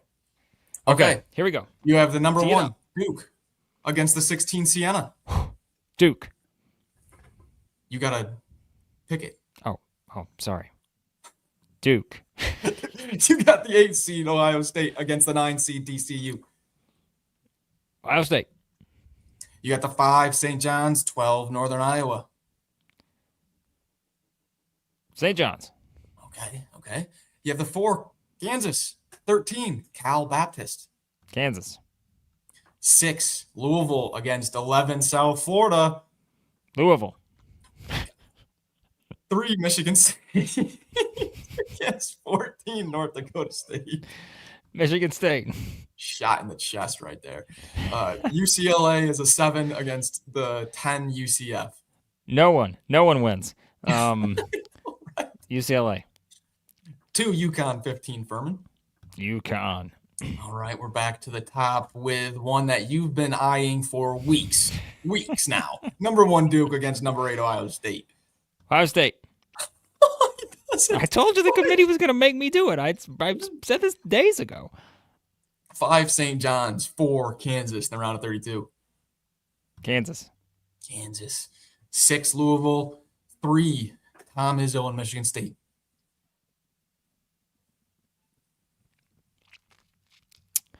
Am I allowed to reverse a pick? No, no way. I needed that okay. on mine. All right. Fair enough. I needed that Michigan bad. State. Brutal. 7 UCLA against 2 UConn. UConn. All right, we're in the Sweet 16, and we have 8 Ohio State on an upset run against 4 Kansas. Kansas. So if I was going to reverse it, I wanted to take St. John's, and I would have moved St. John's here. But so this is already a failed cup bracket. I'm just going to be honest with you. It happens. It's the first one. 3 Michigan State against 2 UConn Sweet 16 game. Michigan State. Oh, and you set up a trip to the Final Four between Bill Self and Tom Izzo. No idea. Michigan State. I don't know how I got here. I have no idea. But this is a gut bracket. We are going true, traditional gut bracket style. I have no idea how we got here, but it's Michigan State. Okay. Fair play.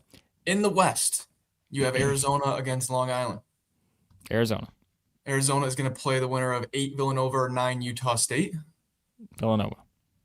5 Wisconsin against 12 High Point. High Point. Let's go.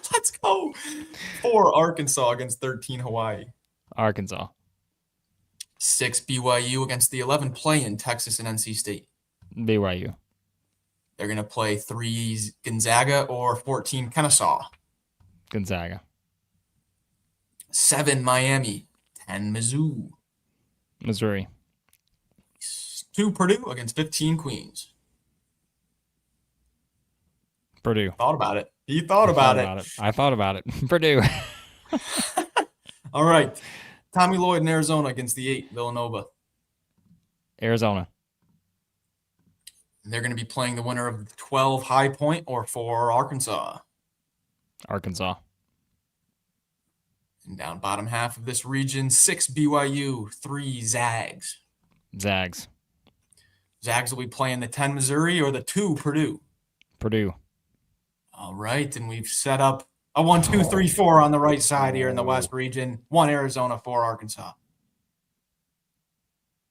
Arizona. Good run for the Hogs there. Good Sweet 16 run for the Hogs. Arizona's going to play the winner of 3 Gonzaga and 2 Purdue. Zags.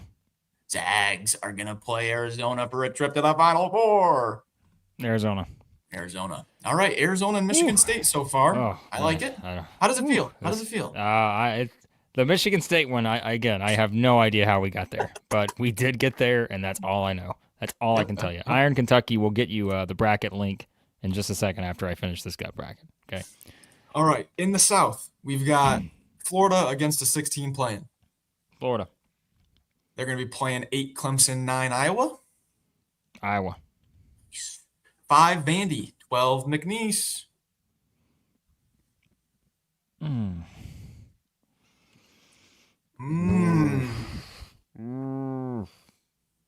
McNeese wins 2 in a row as a 12 seed. And back-to-back years, they'll be playing the 4 Nebraska or the 13 Troy. Nebraska. Oh, this is disgusting. You said you had a little nugget on that. We'll get to it after I finish this. Okay. 6 North Carolina against 11 VCU. North Carolina.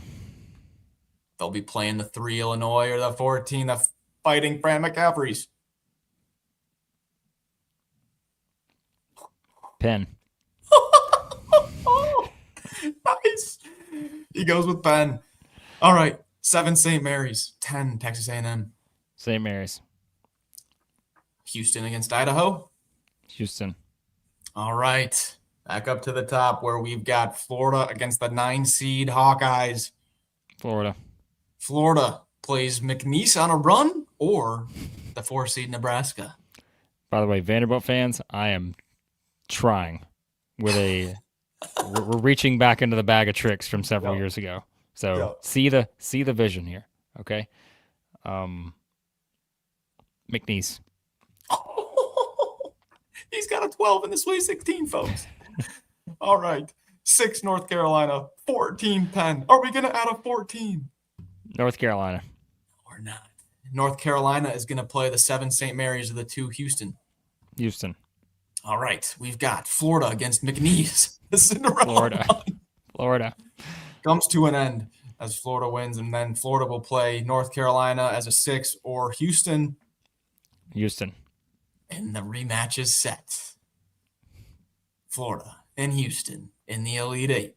Last time we both had a Florida-Houston matchup in our bracket. I went Houston, Blake went Florida, and it worked out great for the Gators. Florida. And it's game. We're running it back. We're running it back, folks. All right. We're down to the Midwest. One region left. One region left. Man. All right. In the Midwest, Michigan's playing a play-in 16. Michigan. And they'll be playing the 8-seeded Georgia or St. Louis. Georgia. All right. The 5-seed Texas Tech against 12 Akron. Akron. Nice. Alabama gets Hofstra as the 13. Alabama. Tennessee plays a play-in game of Miami of Ohio or SMU. Tennessee.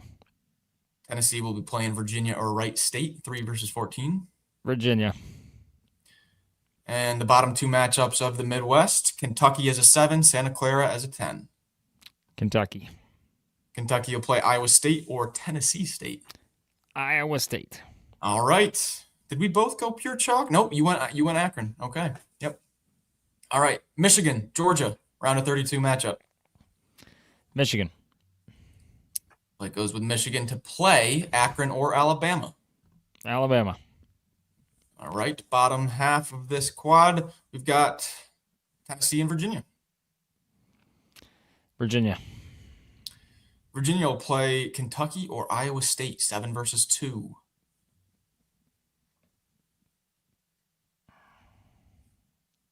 Kentucky. Oh, he goes with Kentucky over Iowa State. Not a big Iowa State guy. So, yeah, me either. I had him in my Final Four somehow. Michigan, Alabama, 1 versus 4 Michigan. in Sweet 16. Michigan, okay. 3 versus 7, Virginia, Kentucky. The SEC Slayer. Virginia. Ooh, Virginia takes out Tennessee, then takes out Kentucky on their way to play Michigan for a chance to go to the Final Four. Michigan. All right. So we've got a Final Four. On the left side, Michigan State is a 3 against Florida the 1, and then on the right side to the 2 1s, Arizona and Michigan. Who do you got for the 3-seed Michigan State against the 1 Florida? Well, the fact that I have no idea how I got Michigan State to the Final Four. I'm going to take Florida in that one. So. All right, and Florida will be playing either Arizona or Michigan. Arizona. And the rematch, the season opens with Florida against Arizona on a neutral court, and it concludes with Florida against Arizona on a neutral court. What do you got? Arizona. All right. I'm not going to lie. I think I like your gut bracket 400 times more than my gut bracket. That was Gotta tough. exhale after that. That was tough. Yeah. That was a tough one. Justin, you got to see the vision, okay? You've got to see the vision. The gut knows what it's doing, all right? Just remember that. This is not the official bracket pick. It's the gut bracket. You got to see the vision, my friend. I already know like 10 changes I would make with my original one. All right, I would please. go back. If you think my actual bracket's going to look like this, please get out of here, folks.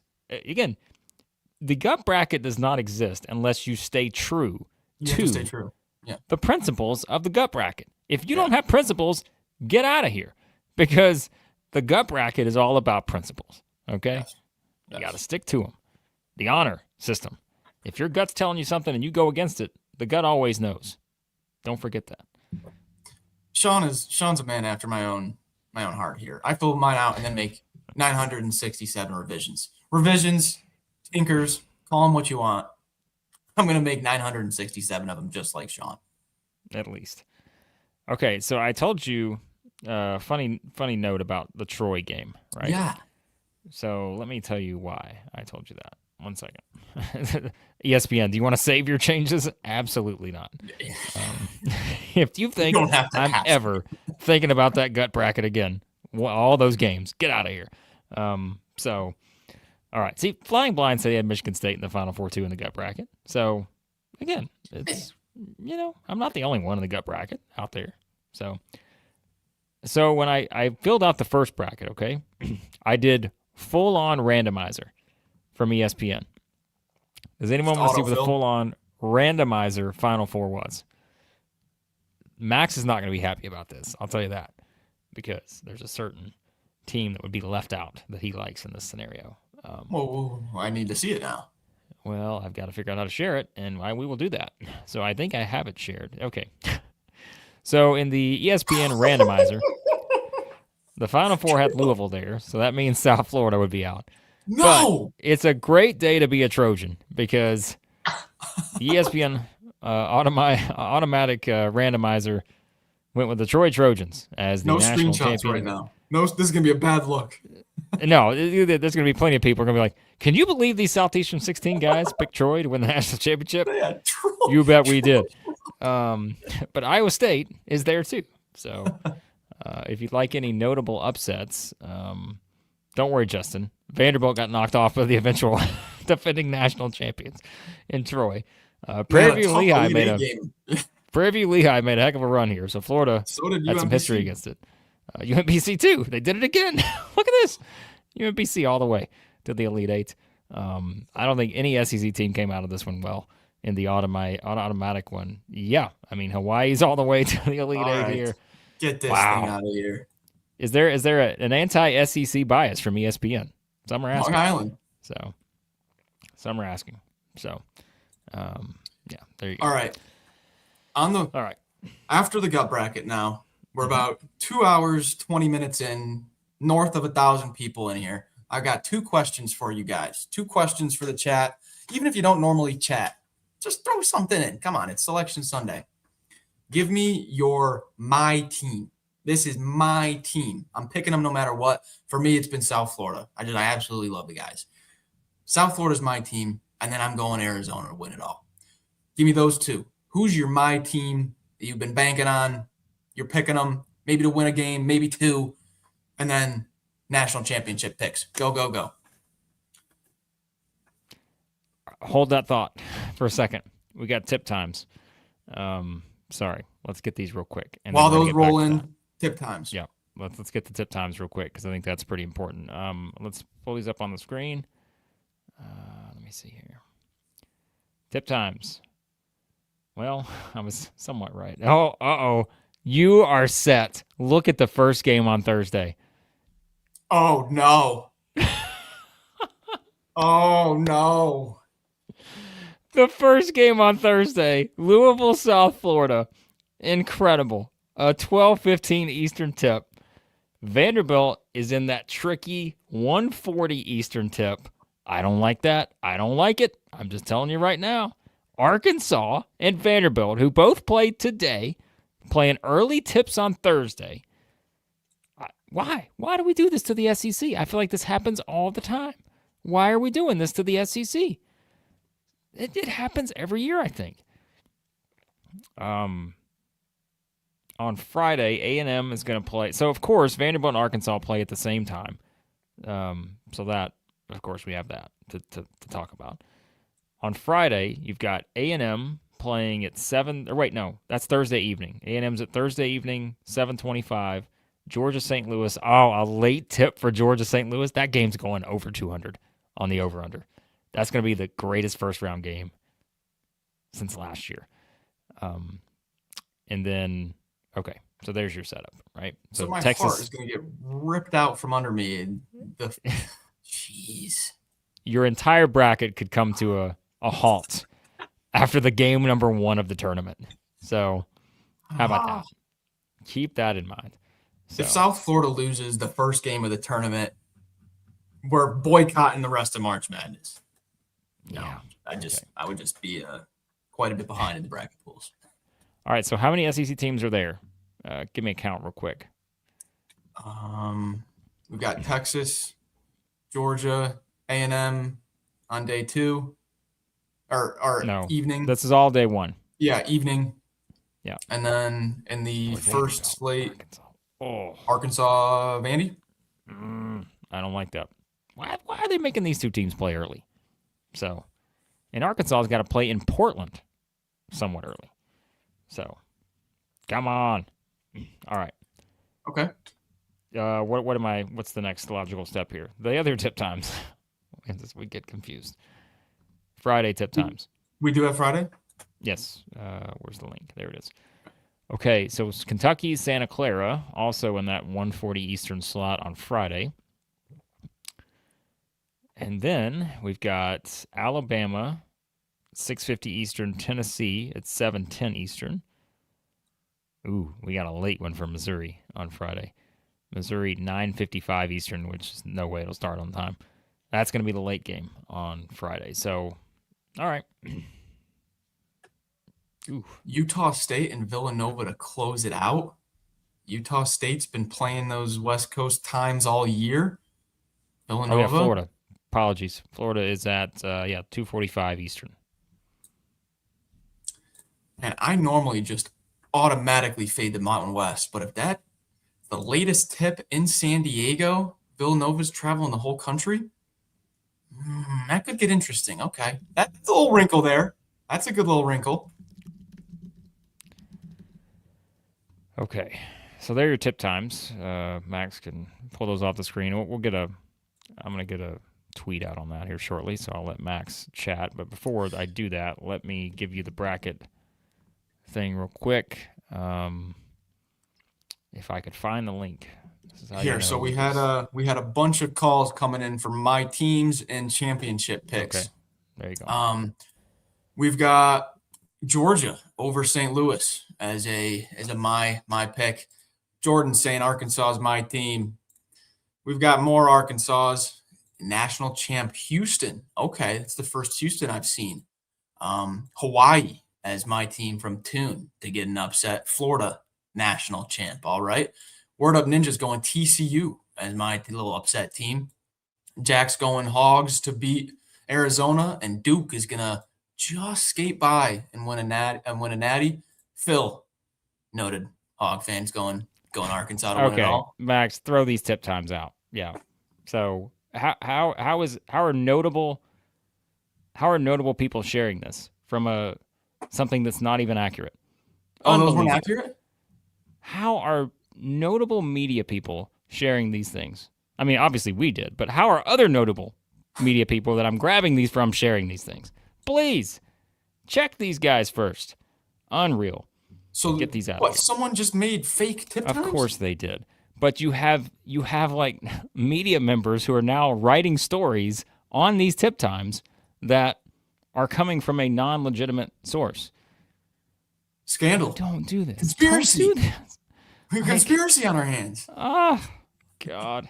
So we'll get back to the tip times. Because, I mean, look, like there are actual team pages that are... never mind. We'll get back to the tip times. It's fine. Let me get you the link. Did I share the link to the bracket challenge real quick? It's gotten pushed way up in the chat. Okay. Let me share it one more time, just in case anyone missed it. Because we do have quite a few people already jumping in. So... let's grab this real quick. I've seen a few TCUs as well, and you've been all over Ohio State lately. I think Ohio State's really good too. That Ohio State TCU game for me is going to get tinkered to death. just absolutely. I'm going to flip back and forth like Michael Scott in The Office. Snip, snap, snip, snap.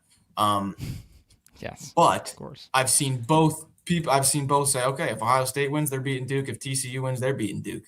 A lot of teams are liking Duke now with the injuries. No Caleb Foster, big hit. Who knows what we're gonna get from Ngagba? Seems like Duke's the one seed that people like to not make it out of the first weekend. Yeah. Okay. All right. So the group, yeah, there you go. You should have the link to that. Your team is South Florida. Wisconsin was my team, but I don't love the draw, as evident by the High Point gut bracket choice. I think my gut's really not thrilled with the Wisconsin draw there because they didn't have Arkansas. And I think it'd be a good game, but I would probably still pick Arkansas as of right now. So, I don't know. My other team, like, is my team, does that have to be based on the bracket, or can it just be my team now, right? See what I mean? Like, I don't know. Whatever your South Florida is, I guess, or something close to it. Maybe it's Michigan State. Maybe the gut's trying to tell me something. Maybe it's the Spartans. Maybe. Could be. All right. Okay. Here's a quick. Yeah, what were you gonna do? You go to whatever you want to next, and then we'll get to. I was just gonna say, like, group the 14s. Do one of them get a win? Group the 13s, because obviously, like, you'll pick an 11, maybe two. You'll pick a 12, maybe two. But like the 13 over 4, the 14 over 3, those upsets are a little bit harder to pick. But usually one gets it done. I was wondering if there was any favorites for like a 14 over a 3 or a 13 over a 4. I mean, I just saw a player on Penn put up a 40 spot.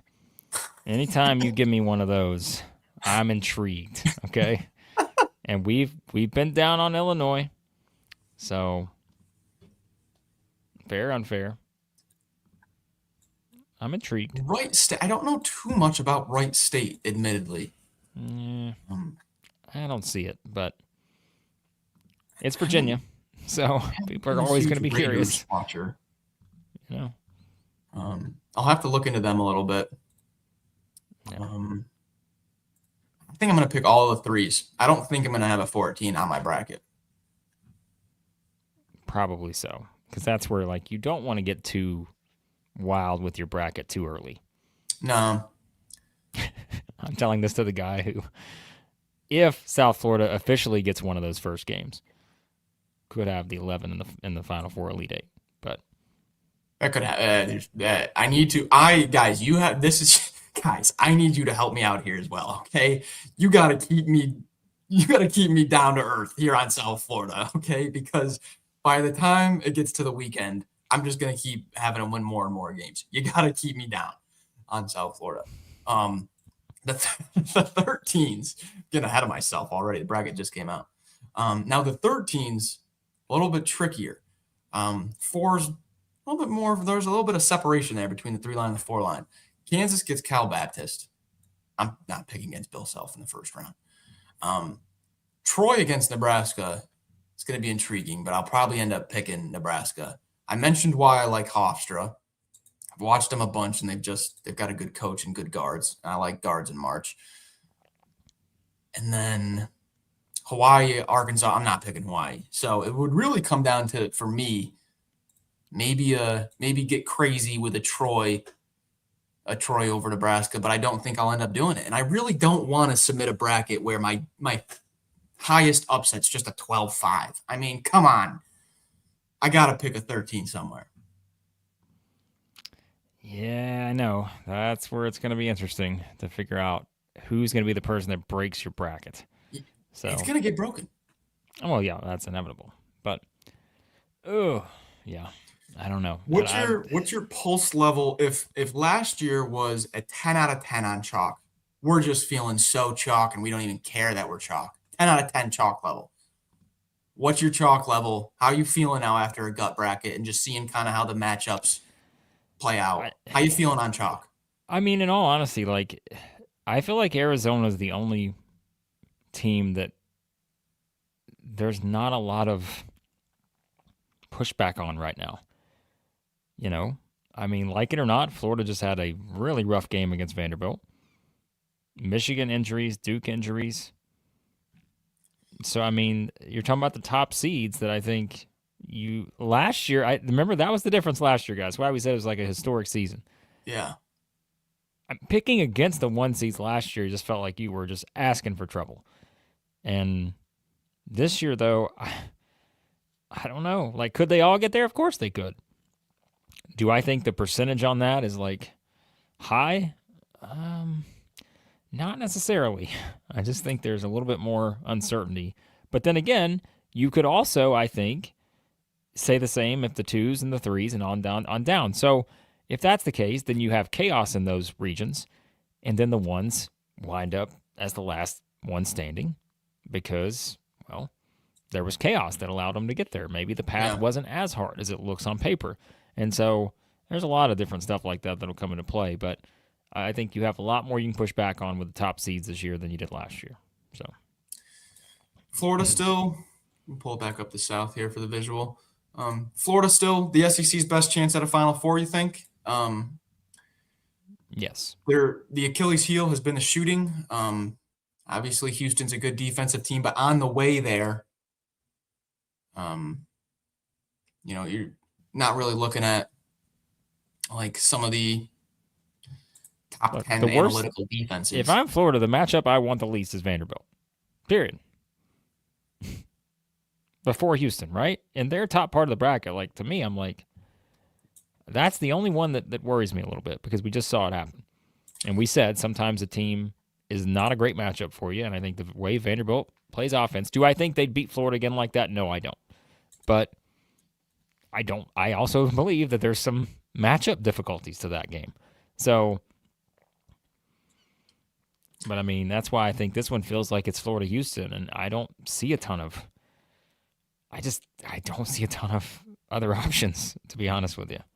I'm not going to lie. I'm a little bit more nervous for Iowa than I was at first glance. When you're looking at how Iowa's performed against some of the Big Ten's best front courts, some physically imposing front courts, they just played Michigan on March 5th at home, 71-68, 3-point game. And now they've got some bad losses too. They've lost to Penn State and Maryland and stuff. So, just take this with a grain of salt. But I'm just looking at like front court matchups. They do have some good games. Their first matchup at Purdue was only a 7-point game. At Purdue, 79-72. Against Illinois, it was 75-69, 6-point game. At Iowa State, we're all the way back into December now, but at Iowa State, 66-62, 6-point game. Now they do have some bad losses and, got beat up pretty good by Purdue in their second meeting. But this is an Iowa team that, hey, maybe they're undersized on paper, but they've proven that in certain games they can hang with these imposing front courts. I would want to see Clemson way more. Yeah, I mean, we said that earlier when the bracket was revealed. You don't want to play teams that have extreme styles, and I think Iowa has a pretty extreme style that is different and unique, and you don't see it every time. So in a one-game win-or-go-home scenario, like, those are the kind of teams you don't necessarily want to see, and that's why, like, I have some fun with sort of trying the anti-jinx on Vanderbilt here and the other SEC teams. But McNeese is a team that plays a somewhat distinct style, and I think, those are just the kind of teams you don't necessarily want to see. And so, I think you can make the case for Florida and Vanderbilt here in the top part of the bracket that if you get a Florida-Iowa, a Vanderbilt-McNeese, again, I feel like I'd like Vanderbilt's second-round matchup more than their first-round matchup right now. But then again, if Florida and Vanderbilt play the way that we know they can play, they're going to be fine, and they're going to meet each other in the Sweet 16, and it'll probably be another great game. So this is going to be a very tough region for me to fill out. I think that the teams at the top that I would like to pick to a Final Four are going to have some tough games to get through, and on the bottom, I have not been an Illinois believer in terms of winning 5 games in a row, winning 4 games in a row. But also, if you look at, this Houston team, and just in terms of a March Madness run, I mean, it's one of Calvin Sampson's youngest teams ever. A big Achilles heel for them is they don't have a pressure release. They don't have a back to the basket Jawan Roberts that they can dump it down to. Tugler's a bit inconsistent, but Cenac is a face to the basket scorer. He's a pull-up mid-range guy, can knock down threes. They don't have that. All right, the defense is just all over us. We just got to dump it down to Jawan Roberts and just get a little back to the basket too here and settle things down. I don't know if I like this young Houston team to make a run. This South region is probably going to be where I tinker the most. Okay, let's catch up on some super chats real quick. And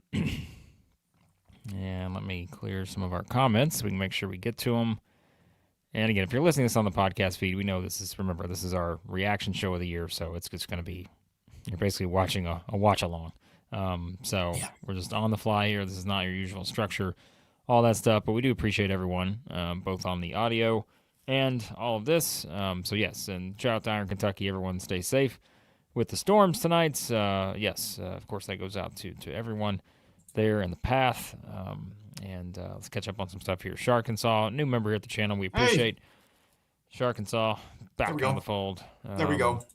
We've got Crizzle earlier with a $10 super chat. A+, gentlemen, per usual, the grade for the gut bracket. Yeah. Whew. May need to. I could use a matcha right now, Crizzle. I could totally use. I'm all out of BP here. That's Max may have snuck a few extras at the arena today. You're gonna tell him. Yeah, Max may have snuck a few extras to make sure he had stock there at the hotel. Got to stock up. Sure. On the Dr. Peppers. All right, and then Phil with a $2 super chat. Hogs to the Final Four if they beat Arizona. Okay with that? Yeah, I mean I'd probably pick the same. If they beat Arizona, I'd pick them in the Final Four. So, yep. All right. What else we got? Right. I mean, at this point, we're really just waiting for the official tip times, and that's really all we've got left. Because we are going to do region by region previews, all that good stuff, and all that. So we'll of course have. Yeah, I mean, again, we are going to preview every region. We'll have first round predictions for every SEC game / previews. Some of these will be more dramatic than others when it comes to predictions on some of these first round games, but. Yeah, and then again, we're going to try to do as many other kind of predictions as well. If you're looking ahead to the next game, which it's March, don't ever do that. Don't ever do it. Don't ever look ahead to the next game, okay? But we will kind of give you some insight on the other teams just to kind of, so you have it in your pocket if you need it. So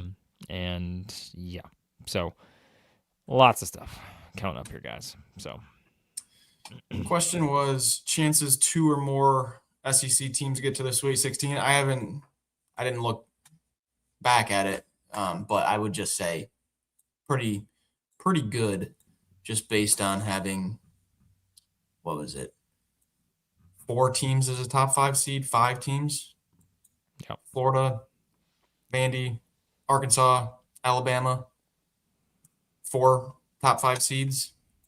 Plus the rest, I would hope we can get to this week. If we only have one team in the Sweet 16, that is not a great start to the tournament. Yeah. Well, everybody has to talk about the SEC in some way, shape, or form. It'll either be good or bad, and we know how that goes. That is also true. Yeah. Okay.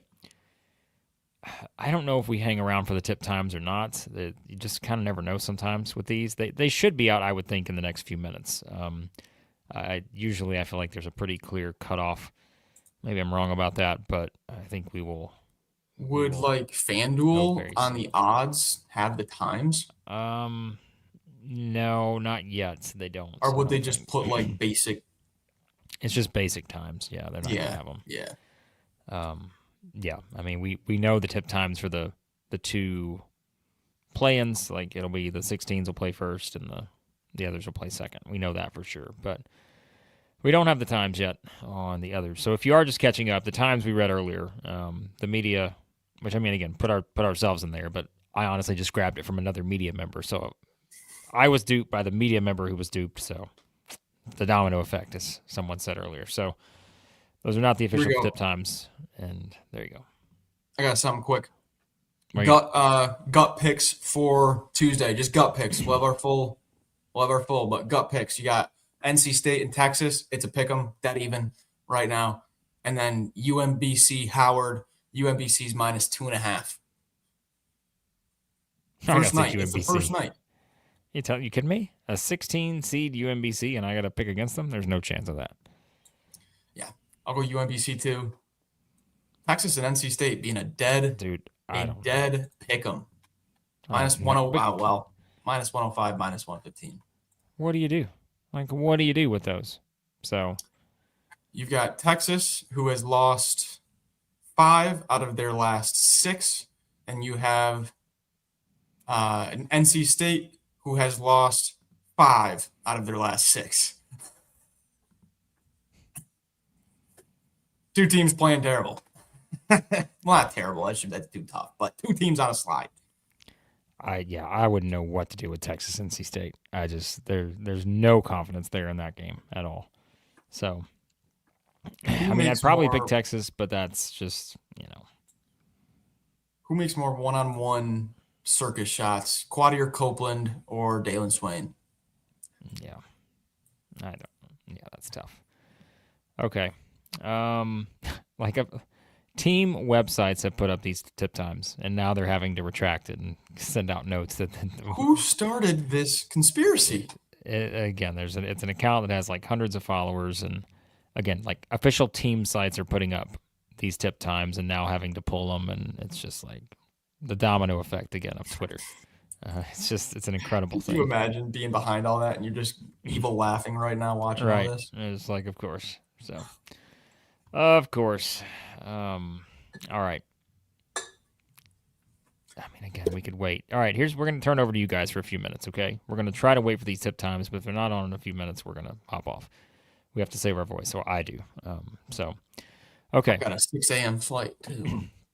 You do. So tomorrow morning, we'll kind of be TBD on what we're going to do, just to kind of look at things and all that. But we will do something tomorrow at some point, likely live.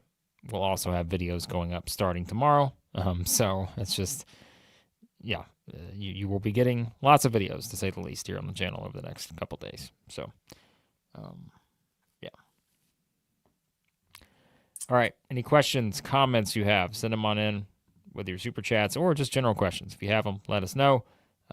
And we'll answer them here rapid fire style on the way out here in a few. And we'll come up with that. So sometime this week, I will have a nice packaged trends post for you. I'm not sure how I'm going to package it because I've got a few big ones, a few 10-year, 15-year post-COVID 5-year trends and stuff like that to try to help you guide your championship selection, guide who to avoid and making a deep run and stuff like that. So I've got an early flight tomorrow and it's going to be craziness all day. So probably Tuesday or Wednesday, I'll get out a nice packaged kind of VSiN style trends guide, analytics guide to picking your Final Four, picking your Elite Eight, championship, and all that. Yeah. And I know Toon's saying that the tip times don't come out until the women's selection show after 9 p.m.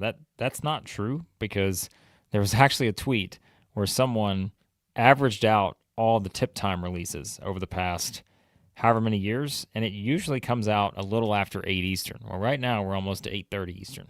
It's been around that range, so it's taking a little bit. Could you imagine? Retraction. Auburn is in. Actually, the Tigers. Actually, we were wrong. Gosh. Yeah. So, oh boy. Anyways, okay. Well, at this point, again, if you guys don't have a lot of questions, you don't have a lot of comments, we've been talking for 2 hours and 45 minutes here, and let us know if there's anything else you want to discuss. If not, we're going to hop off and start to do our preparation for all of our exciting videos and streams you'll have here in the next little bit. So we appreciate a lot of you guys jumping in, as usual. Always a very big audience, one of our biggest audiences of the year. So yeah, that is for sure. So, yeah, we will get into all the stuff and everything. Shout out to Brent, who says that for an SEC channel, you don't talk much about the SEC champion, Arkansas. Well, I will say that, Brent, you can certainly go to our channel and see if that's the case. I will push back on that a little bit. But, yeah, anyways, we've reached that point in the stream that Drop your Final Fours, your initial Final Yeah, there you Fours go. in the chat on the way out. What are the Final Fours rolling in here? I think right now, off the top of my head, if I had to give you a Final Four, I would probably go on the right side ones.